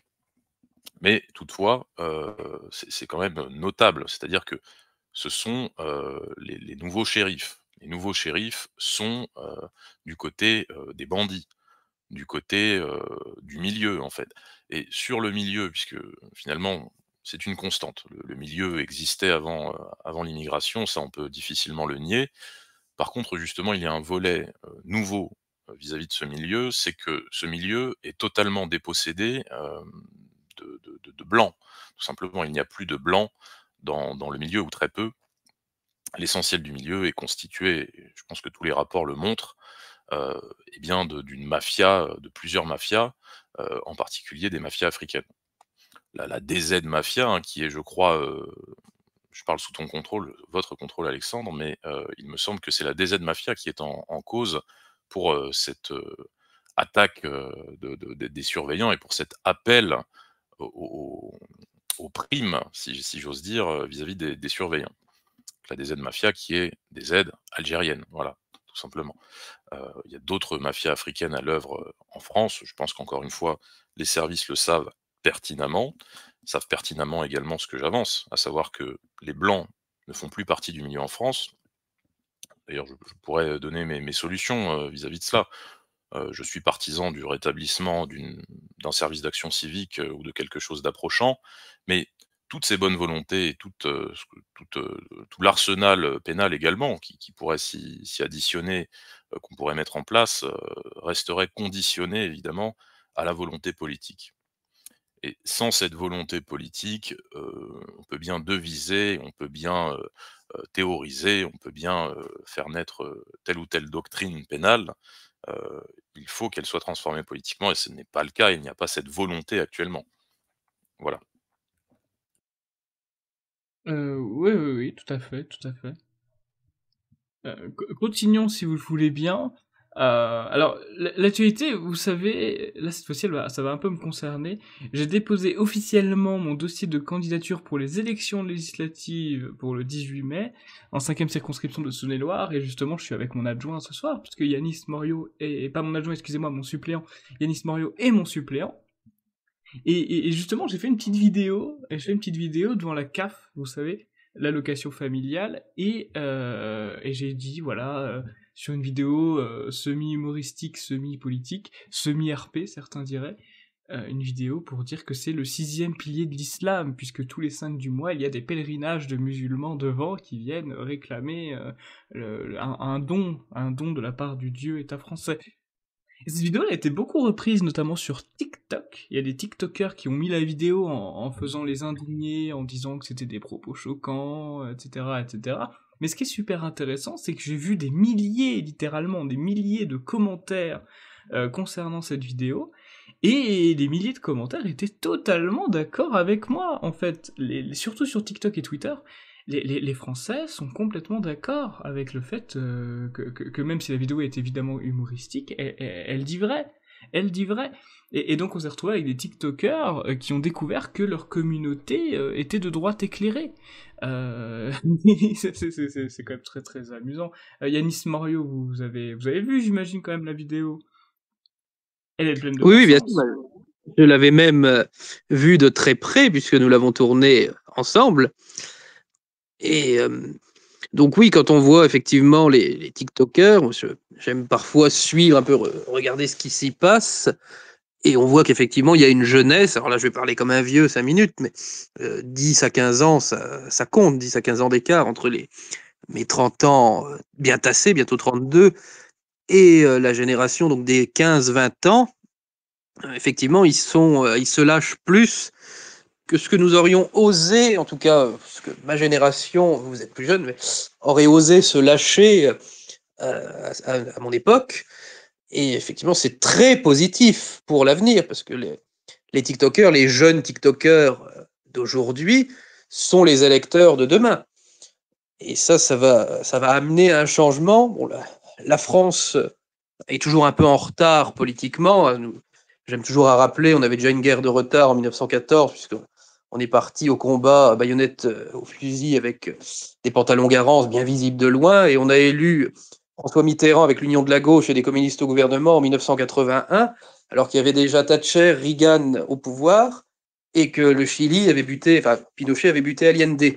Donc on a toujours un peu de retard, et donc ça va être pareil pour la suite. Là on est encore avec le paradigme du macronisme, du gouvernement par le centre, des types bien propres qui sortent pas un mot plus haut que l'autre, qui emploient des celles et ceux, enfin ce jargon insupportable de vieilles DRH ménopausées.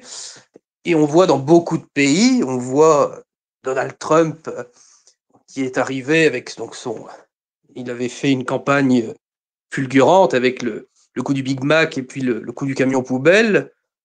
On a vu aussi Milley avec sa tronçonneuse. On voit aussi Farage qui aime bien se présenter avec une bière à la main, qui est souvent hilar, qui se déguise des fois en supporter. Tout ce côté, voilà, un peu mise en scène, décalée, mais en même temps très sérieuse. C'est des gens qui gèrent ou qui sont amenés à gérer un pays.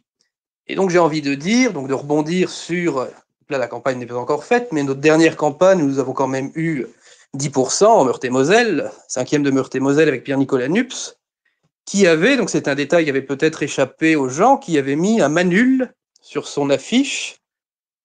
Donc c'est un chat, voilà, qui décrit assez bien la personnalité de notre ami Pierre-Nicolas, pour ceux qui sont férus de zoologie féline sauvage.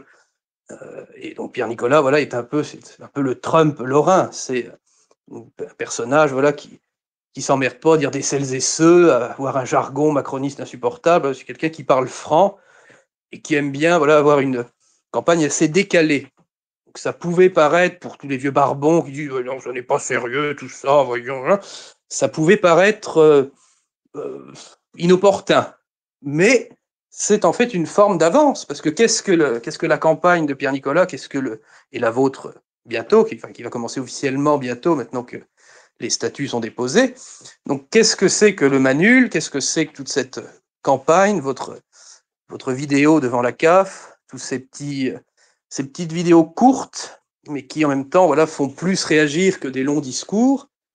Eh bien, c'est ni plus ni moins la même chose que le camion poubelle de Trump, que la tronçonneuse de Milley, que les images qu'on voit souvent circuler partout de Poutine sur un ours. C'est une politique percutante, c'est une communication percutante qui va à l'essentiel, qui n'embête pas les gens avec des longs discours faits pour endormir, parce que non pas que les gens ne comprendraient pas, les gens sont plus intelligents que veulent nous faire croire la classe politique, mais même en les comprenant, c'est le jargon assomme. Donc là, voilà, nous avons une campagne simple et claire qui est amenée, voilà, à se généraliser. C'est nous qui sommes à la pointe.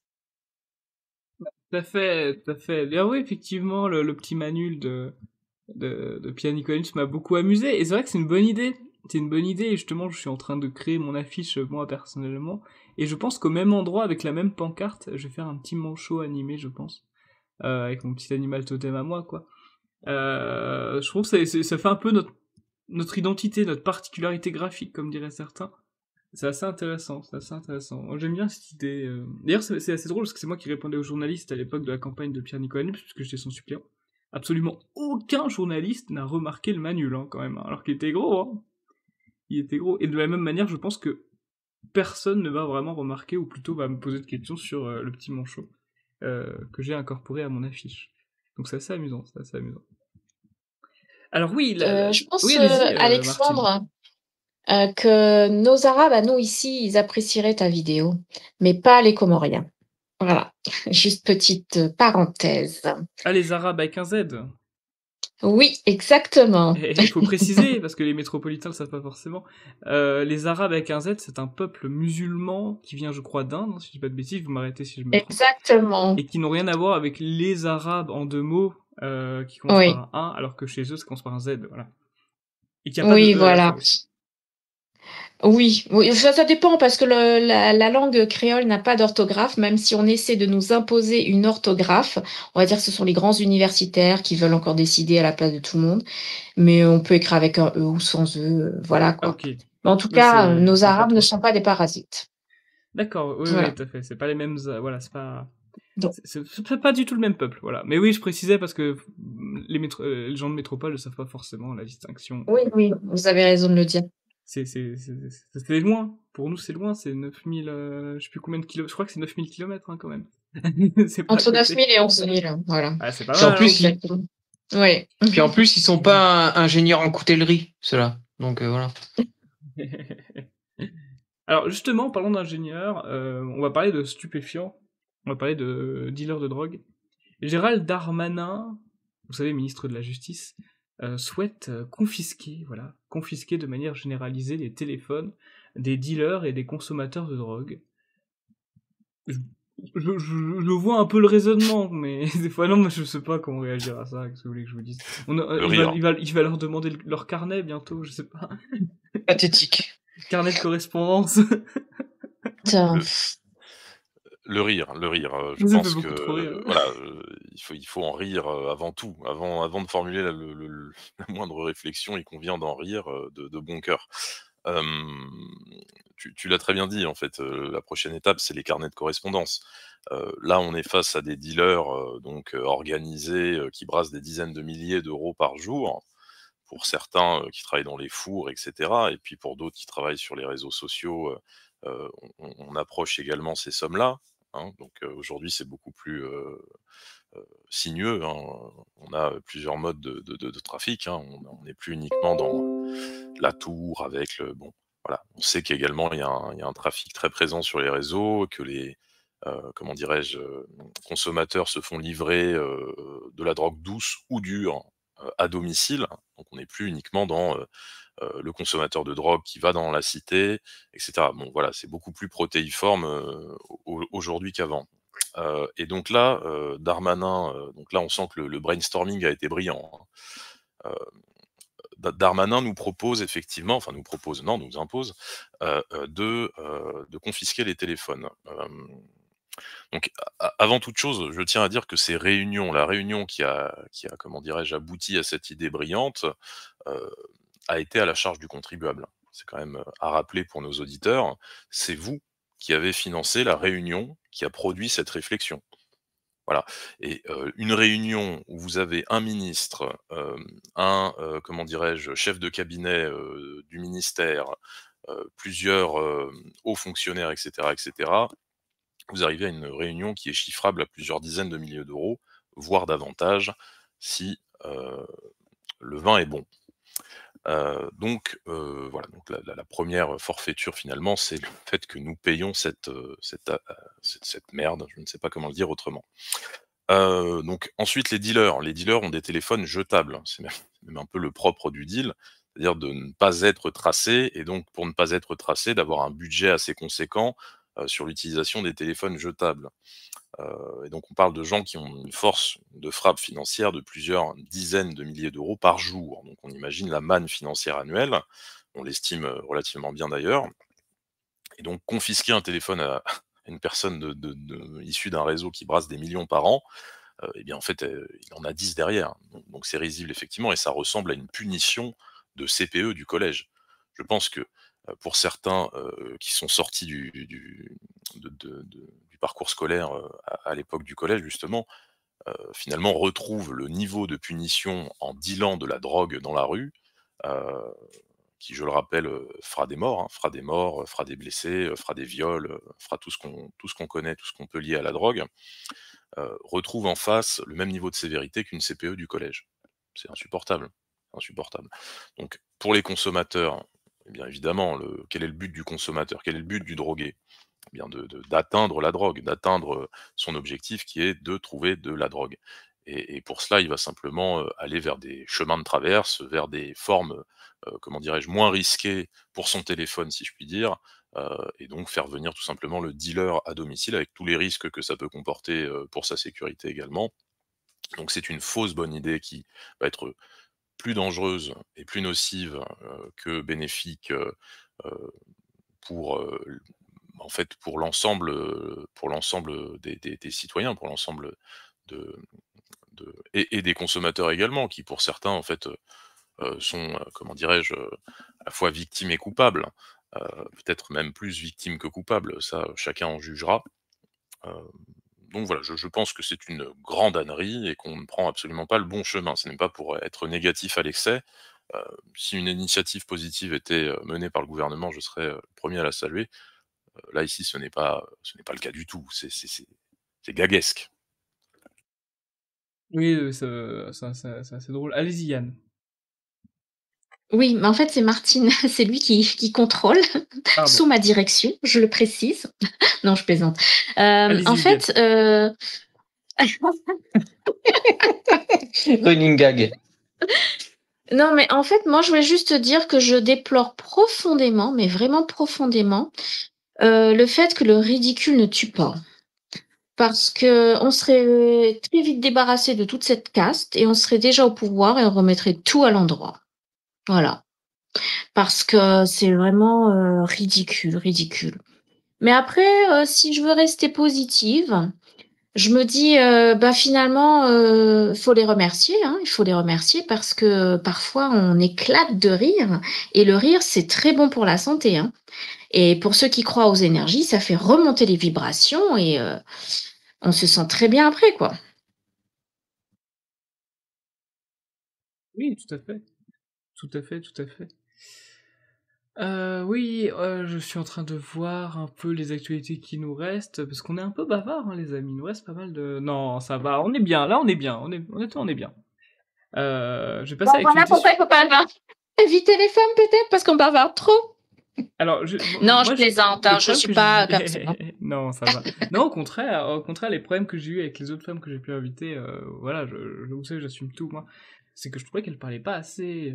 J'ai eu quelques invités qui parlaient pas. Intimidés, probablement. Ou alors qui lisaient, ça c'est insupportable. Non, Martine, vous êtes très bien. Vous êtes très très bien. Ah, bah merci, c'est gentil. Pour une femme, vous êtes bien. Humour, évidemment. Oui, non, on va, les syndicats. Vous savez, moi, j'aime beaucoup les syndicats. Hein. Vous savez à quel point je trouve qu'ils ne sont pas du tout des idéologues d'extrême gauche absolument sans intérêt qui ne défendent pas les travailleurs. Moi, je les aime beaucoup. Et justement, puisque je les aime, on va parler un petit peu d'eux.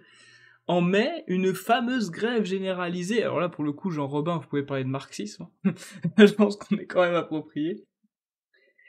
La SNCF, le service public en grève permanente, c'est le titre du communiqué de presse de Jean de la Gillardet, membre du bureau politique du Parti de la France et adjoint du délégué général du Parti de la France qu'est Alexandre Simoneau. Alors qu'est-ce qu'il nous dit notre cher Victor? Victor nous dit: quintessence de ces entreprises d'État kafkaïennes, la SNCF fournit un service toujours plus onéreux, allant jusqu'à dépasser le prix des billets d'avion sur les mêmes trajets, et moins fiable, alliant retard et délais fréquents, le tout couronné par des mouvements sociaux à la fréquence aussi régulière que les giboulées de mars, dont les voyageurs payent systématiquement le prix d'ailleurs. Il peut citer une seule année sans grève générale de la SNCF, pilotée bien entendu par des syndicalistes professionnels. Sudrail et consorts ont appelé à une nouvelle grève début mai pour des questions relatives aux primes et au planning de travail. Rappelons que chaque journée de grève coûte environ 10 millions d'euros à la SNCF et donc aux contribuables. Rappelons ainsi que les employés de la SNCF bénéficient de nombreux avantages et réductions sur le réseau SNCF, ainsi que d'un emploi stable, contrairement aux employés risquant d'arriver en retard au travail, justificatif de la SNCF ou non. Ce déséquilibre se retrouve également dans la fonction publique, où trop de travailleurs statutaires, et donc pratiquement invirables, peuvent se permettre d'être en grève sans risque, aux dépens d'une mission de service public qui n'est pas assurée. Au Parti de la France, une seule réponse nous semble la bonne: abolir le droit de grève pour les fonctionnaires et salariés d'entreprises publiques. Et oui, effectivement, je remarque aux États-Unis, d'ailleurs je crois qu'il y a Arnaud qui nous écoute, Arnaud Mille, aux États-Unis, de ce que j'ai pu comprendre, c'est pas Arnaud qui me l'a soufflé, ça, on en a pas parlé ensemble, mais c'est ce que j'ai cru voir, c'est que les syndicats, ou si on en a parlé, j'ai oublié, les syndicats ne sont pas politisés aux États-Unis, ce qui veut dire qu'ils travaillent réellement dans l'intérêt à la fois de l'employé et à la fois de l'employeur, c'est-à-dire que les deux vont dans la même direction, que les syndicats ont un sens, ont une utilité. Là, je vous invite à aller sur le site de la CGT, par exemple, ou de la CFDT, ou de tous les syndicats que vous pouvez connaître. Ce n'est que des affiches, des manifestations contre l'extrême droite.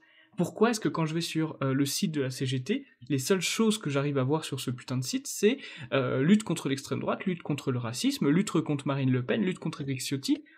C'est censé défendre les travailleurs. C'est pas censé se branler sur des théologies antiracistes, qu'on soit très clair. Donc en France, ça ne marche pas. Les syndicats, ça ne marche pas. Et oui, effectivement, je pense que manifester quand on est fonctionnaire de l'État public, ça devrait, pas manifester, excusez-moi, faire la grève, ça devrait justifier un motif légitime de licenciement. Est-ce que je suis trop dur, vous pensez? Jean Robin, je suis plus marxiste, avouez-le, je suis plus marxiste. Vous êtes quand même un peu marxiste, mais c'est tout à votre honneur de dénoncer l'emprise marxiste de la SNCF qui a été créée, je le rappelle, directement sous ordre de l'Union soviétique. Ça, faut le rappeler. Donc c'est un agent soviétique à la base, la SNCF, pour établir un coup d'État marxiste en France. Donc c'est pas étonnant que maintenant, la SNCF, les employés de la SNCF soient tous des marxistes, des ignobles marxistes qui veulent imposer leur vision marxiste et anti-calviniste du monde. Et d'ailleurs, je crois que la SNCF a été créée en 1938, si je dis pas de bêtises. Comme quoi, ils ont senti le filon, comme quoi les trains allaient fonctionner. Pardon, j'arrête les blagues un peu de mauvais goût. Oui, mais si quelqu'un veut réagir là-dessus, n'hésitez pas à prendre la parole. Tom Bombadil, Yann Soler, Jean Robin, Yanis, Martine, vous êtes tous les bienvenus à réagir là-dessus. Bah vous, Yanis, vous deviez prendre le train récemment. Il y a eu 2 heures de retard, je crois, non? Alors que c'était même pas la grève. Finalement, si la SNCF fait la grève, on ne verra même pas la différence. Effectivement, j'ai eu donc un déboire récemment pour venir chez vous d'ailleurs, pour fêter le Triduum Pascal à Dijon. Et le train avait 2 heures de retard, alors parce qu'il y avait une espèce d'engin probable sur la voie entre Lyon et Mâcon. Et donc, je vais pas rentrer dans les détails techniques, mais bon, si ça arrivait une fois de temps en temps, on pourrait dire que c'est l'erreur statistique. Mais bon, c'est quand même assez fréquent. Ça, j'avais mis sur les réseaux sociaux à ce moment-là qu'en Suisse, on aurait eu un mot d'excuse et au Japon, le conducteur se serait fait seppuku pour l'honneur. Alors qu'en France, non, c'est très fréquent et c'est comme s'il fallait vivre avec. Bon, on pourrait l'entendre dans un pays du tiers-monde que la compagnie ferroviaire, je ne sais pas, par exemple du Zaïre, enfin du plus Zaïre, je ne sais quel pays, ou d'Haïti, parce qu'on en parlait tout à l'heure, ou qu'il y ait des retards incessants, je comprends, c'est presque normal. Mais bon, venant de la France, ça participe en tout cas du délitement de la nation. Et pour le coup, effectivement, comme l'a dit notre ami polynésien, les marxistes n'y sont pas pour rien. Effectivement. Mais oui, au Japon, je crois que leurs méthodes de grève sur les transports en commun sont un peu plus intelligentes.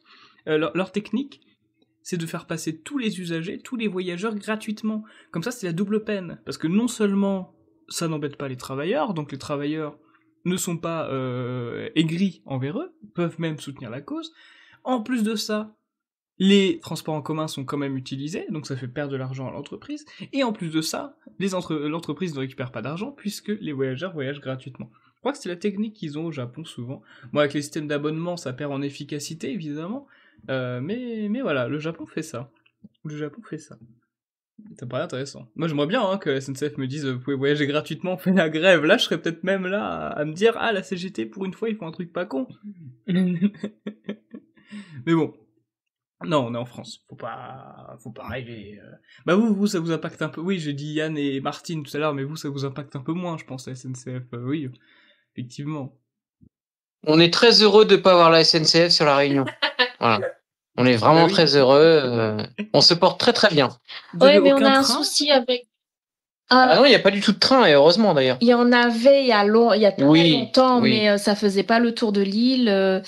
Et ça s'arrêtait dans le nord. Mais après, ils ont arrêté ce moyen de transport-là. C'est maintenant tout pour l'auto.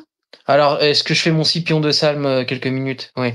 Alors, en fait, oui, il y avait un petit train qui traversait en fait Saint-Denis, qui allait jusqu'à Saint-Pierre, qui passait par Saint-Leu, et en fait, il transportait les marchandises. C'est-à-dire Saint-Leu, vous avez le sel.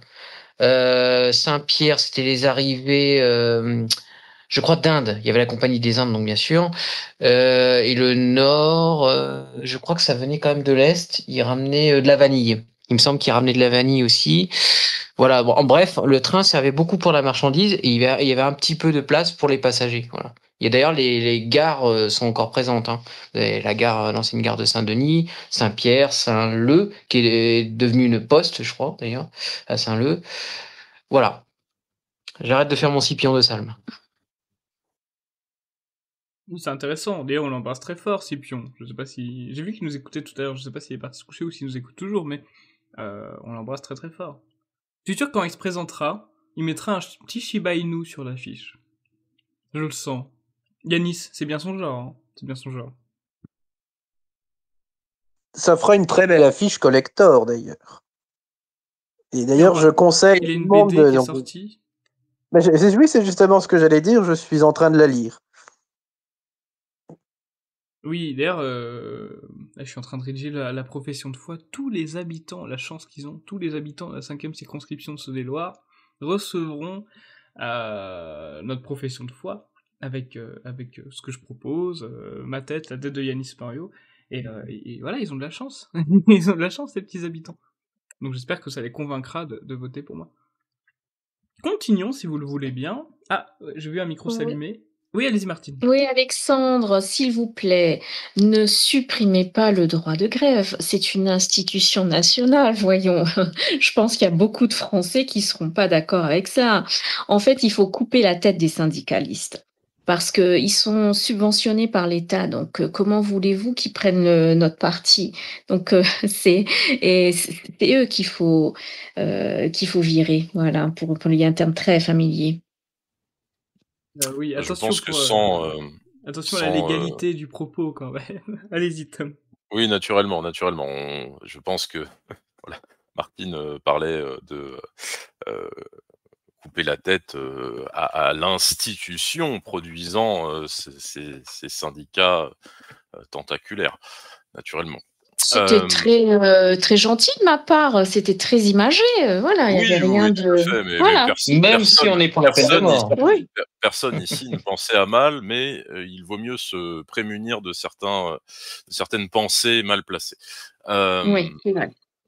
Alors, alors je considère, alors je vais être encore un peu taquin, mais que c'est un sujet périphérique, sans mauvais jeu de mots. Et je pense que ce sujet, finalement peut être réglé de manière beaucoup moins coercitive que par la fermeture du droit de grève, mais simplement par l'ouverture au marché. Heu, Encore une fois, ça n'engage que moi évidemment, mais je pense qu'il faut casser totalement ce vieux monopole qu'est la SNCF, heu et voir ce que pourrait donner une ouverture au marché. On voit que dans d'autres pays européens, alors sans parler du rapport au marché qu'ont les autres pays européens, mais d'autres pays européens produisent des rails, bien plus enviables. J'invite tout un chacun à se promener par le rail en Europe, et à comparer froidement et à comparer de manière un peu pragmatique, eh bien les différents rails, eh bien, par exemple, le rail allemand, le rail hongrois, pourquoi pas, le rail suisse dont parlait, Yanis, n'ont rien à voir, pour avoir, un petit peu, baroudé dans ces coins-là, heu, eh bien, en fait, on n'est pas loin du seppuku, même en Europe, on n'est pas loin du seppuku dès qu'il y a 5 minutes de retard. Heu, sur le rail allemand, même sur les trains de moyenne ligne et sur l'équivalent des RER, vous avez des écrans vous avez des écrans qui seraient inimaginables de mettre dans nos RER français. Vous imaginez un écran, de 2 500 €, déployé dans chaque wagon de chaque rame du RER D. Vous imaginez ça en France? Bon, ce serait inconcevable pour la simple et bonne raison qu'il serait détruit dans la journée. Heu, donc il y a ce volet-là évidemment, c'est que les investissements publics et la chose publique, eh bien, quand le corps social, est plus raisonnable et plus élevé, tout simplement, on peut mettre en place des infrastructures de meilleure qualité, pour la qualité du rail, pour la qualité du moins des infrastructures sur le rail. Ensuite, sur la question de la ponctualité, je pense qu'il y a un rapport au travail, des cheminots, qu'il y a un mauvais esprit, effectivement de la SNCF, avec, on l'a dit à tort ou à raison, souvent on parle de prise d'otage des usagers dans ces cas-là. Je pense que le mot effectivement est un peu fort, mais on est quand même dans une logique, tout à fait discutable et dans ce que j'appellerais un mauvais esprit, qui pourrait être résolu, de manière, non coercitive, au contraire, de manière tout à fait libérale, en ouvrant au marché, eh bien, le rail français. Et en voyant, eh bien, ce vieux monde, de cheminots communistes, crever la gueule ouverte. Et oui, c'est vrai, vous avez raison, vous avez raison. Écoutez, moi je dois faire sauf si vous voulez bien évidemment interagir, moi je vais faire les annonces des prochains événements organisés par le Parti de la France, parce qu'il y en a pas mal en mai, j'en compte 3, sans parler des élections ou quoi, hein, je parle vraiment des événements ouverts à tous. Tout d'abord, on a le 1er mai, qui sera là la semaine prochaine. Le 1er mai, rendez-vous 11h place Saint-Augustin à Paris. Enfin, c'est bien si je précise la ville quand même, pour rendre hommage à Jeanne d'Arc et à Jean-Marie Le Pen. Alors pourquoi on associe les deux? C'est parce que Jean-Marie Le Pen a toujours rendu hommage à Jeanne d'Arc, chose qui a été abandonnée par Marine et Jordan Bardella d'ailleurs. Et ben nous on n'abandonne pas, on continue de le faire, et donc on en profite aussi pour rendre hommage à Jean-Marie Le Pen. Jeanne d'Arc est une héroïne, je pense, inspirante, voilà, inspirante pour tout bon français. Ensuite on a le 10 mai à Toulouse, donc là on est quand même très loin de Paris, Toulouse, tout au sud-ouest de la France, où vous pourrez avoir la joie de retrouver Thomas Joly. N'hésitez pas à le contacter ou à contacter le Parti La France pour réserver le 10 mai et peut-être voilà discuter avec Thomas Joly si vous êtes du coin, si vous êtes occitan, n'est-ce pas, si vous êtes du sud-ouest. Et enfin, on a le 31 mai. Le 31 mai, à Amiens, nous faisons un repas avec Jérôme Bourbon, vous savez, le directeur du Rivarol. Et donc, vous pourrez là aussi nous rejoindre et vous inscrire pour manger, je ne sais pas quoi encore, avec nous, je ne sais pas ce qu'on va manger encore, je sais pas. Le repas n'est pas encore fait, c'est dans un mois, donc moi je suis concentré sur les élections, vous le savez, avec Yanis Mario. D'ailleurs, Yanis, attention, hein, on doit déposer tous nos bulletins de vote, nos circulaires, nos attestations de grammage avant le 6 mai. Donc c'est quand même dans une semaine, hein. Donc c'est quand même assez rapide. La préfecture a pas été cool de nous donner un rendez-vous aussi tard. Nous Enfin, verrons ça après l'émission, nous parlerons de tout ça plus en détail. Oui, naturellement. En tout cas, moi je vous donne rendez-vous la semaine prochaine pour une nouvelle émission du Forum du Parti de la France. J'ai déjà une idée du thème et des invités, je vous laisse découvrir ça avec moi.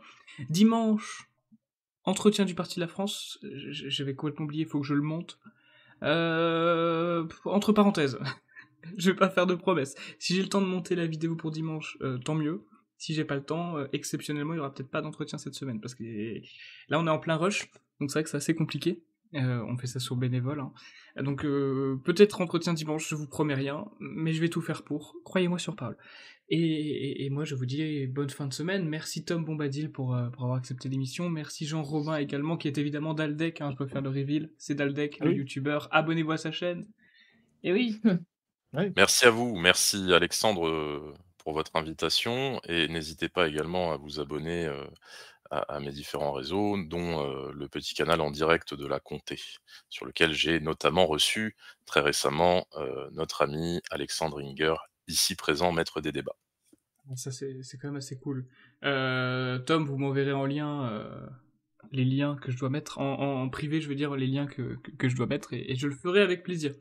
Et Daldec, abonnez-vous à la chaîne de Daldec, un très bon imitateur qui fait des vidéos rigolotes, qui utilise très bien l'IA selon moi. Ah oui. Ça c'est bluffant. Ah oui. Ah bah oui, les vidéos IA. Vincent Lapierre en micro-trottoir, on y aurait cru. Hein. Ah oui, c'est carré, c'est bien fait. Et merci Yann, merci Martine pour votre gentillesse, parce que je sais pas quelle heure il est chez vous, mais là c'est un peu une catastrophe. Là, il doit être 2h du matin, non, même 3. 1h du matin. Et plus que 2 heures maintenant, Oui, il n'y a que 2 heures maintenant depuis fin mars. Ah, vous C'est changez le pas dernier d'heure, week-end alors, de vous. mars. Ok. Non, c'est vous qui changez. vous changez, pas nous. Voilà. Ah bah d'accord. Et je voulais faire une petite dédicace. J'ai bien aimé ton entretien avec Arnaud Mille. Hein. On a appris pas mal de choses. Voilà. Ah oui, En tout cas, j'invite mes auditeurs à regarder, à écouter l'entretien d'Arnaud Mille. Franchement, oui, c'était super. Effectivement. SO Arnaud Mille, représentant du Parti de la France aux États-Unis, effectivement. Très bien, très carré. Et Yanis Morio, enfin merci, vous êtes mon suppléant, vous devez me supporter pendant cette élection et je sais que ce n'est pas facile tous les jours. Merci beaucoup. Bonne nuit. Bonne nuit à tout le monde. tous. Bonne nuit, bonne fin de semaine. Merci.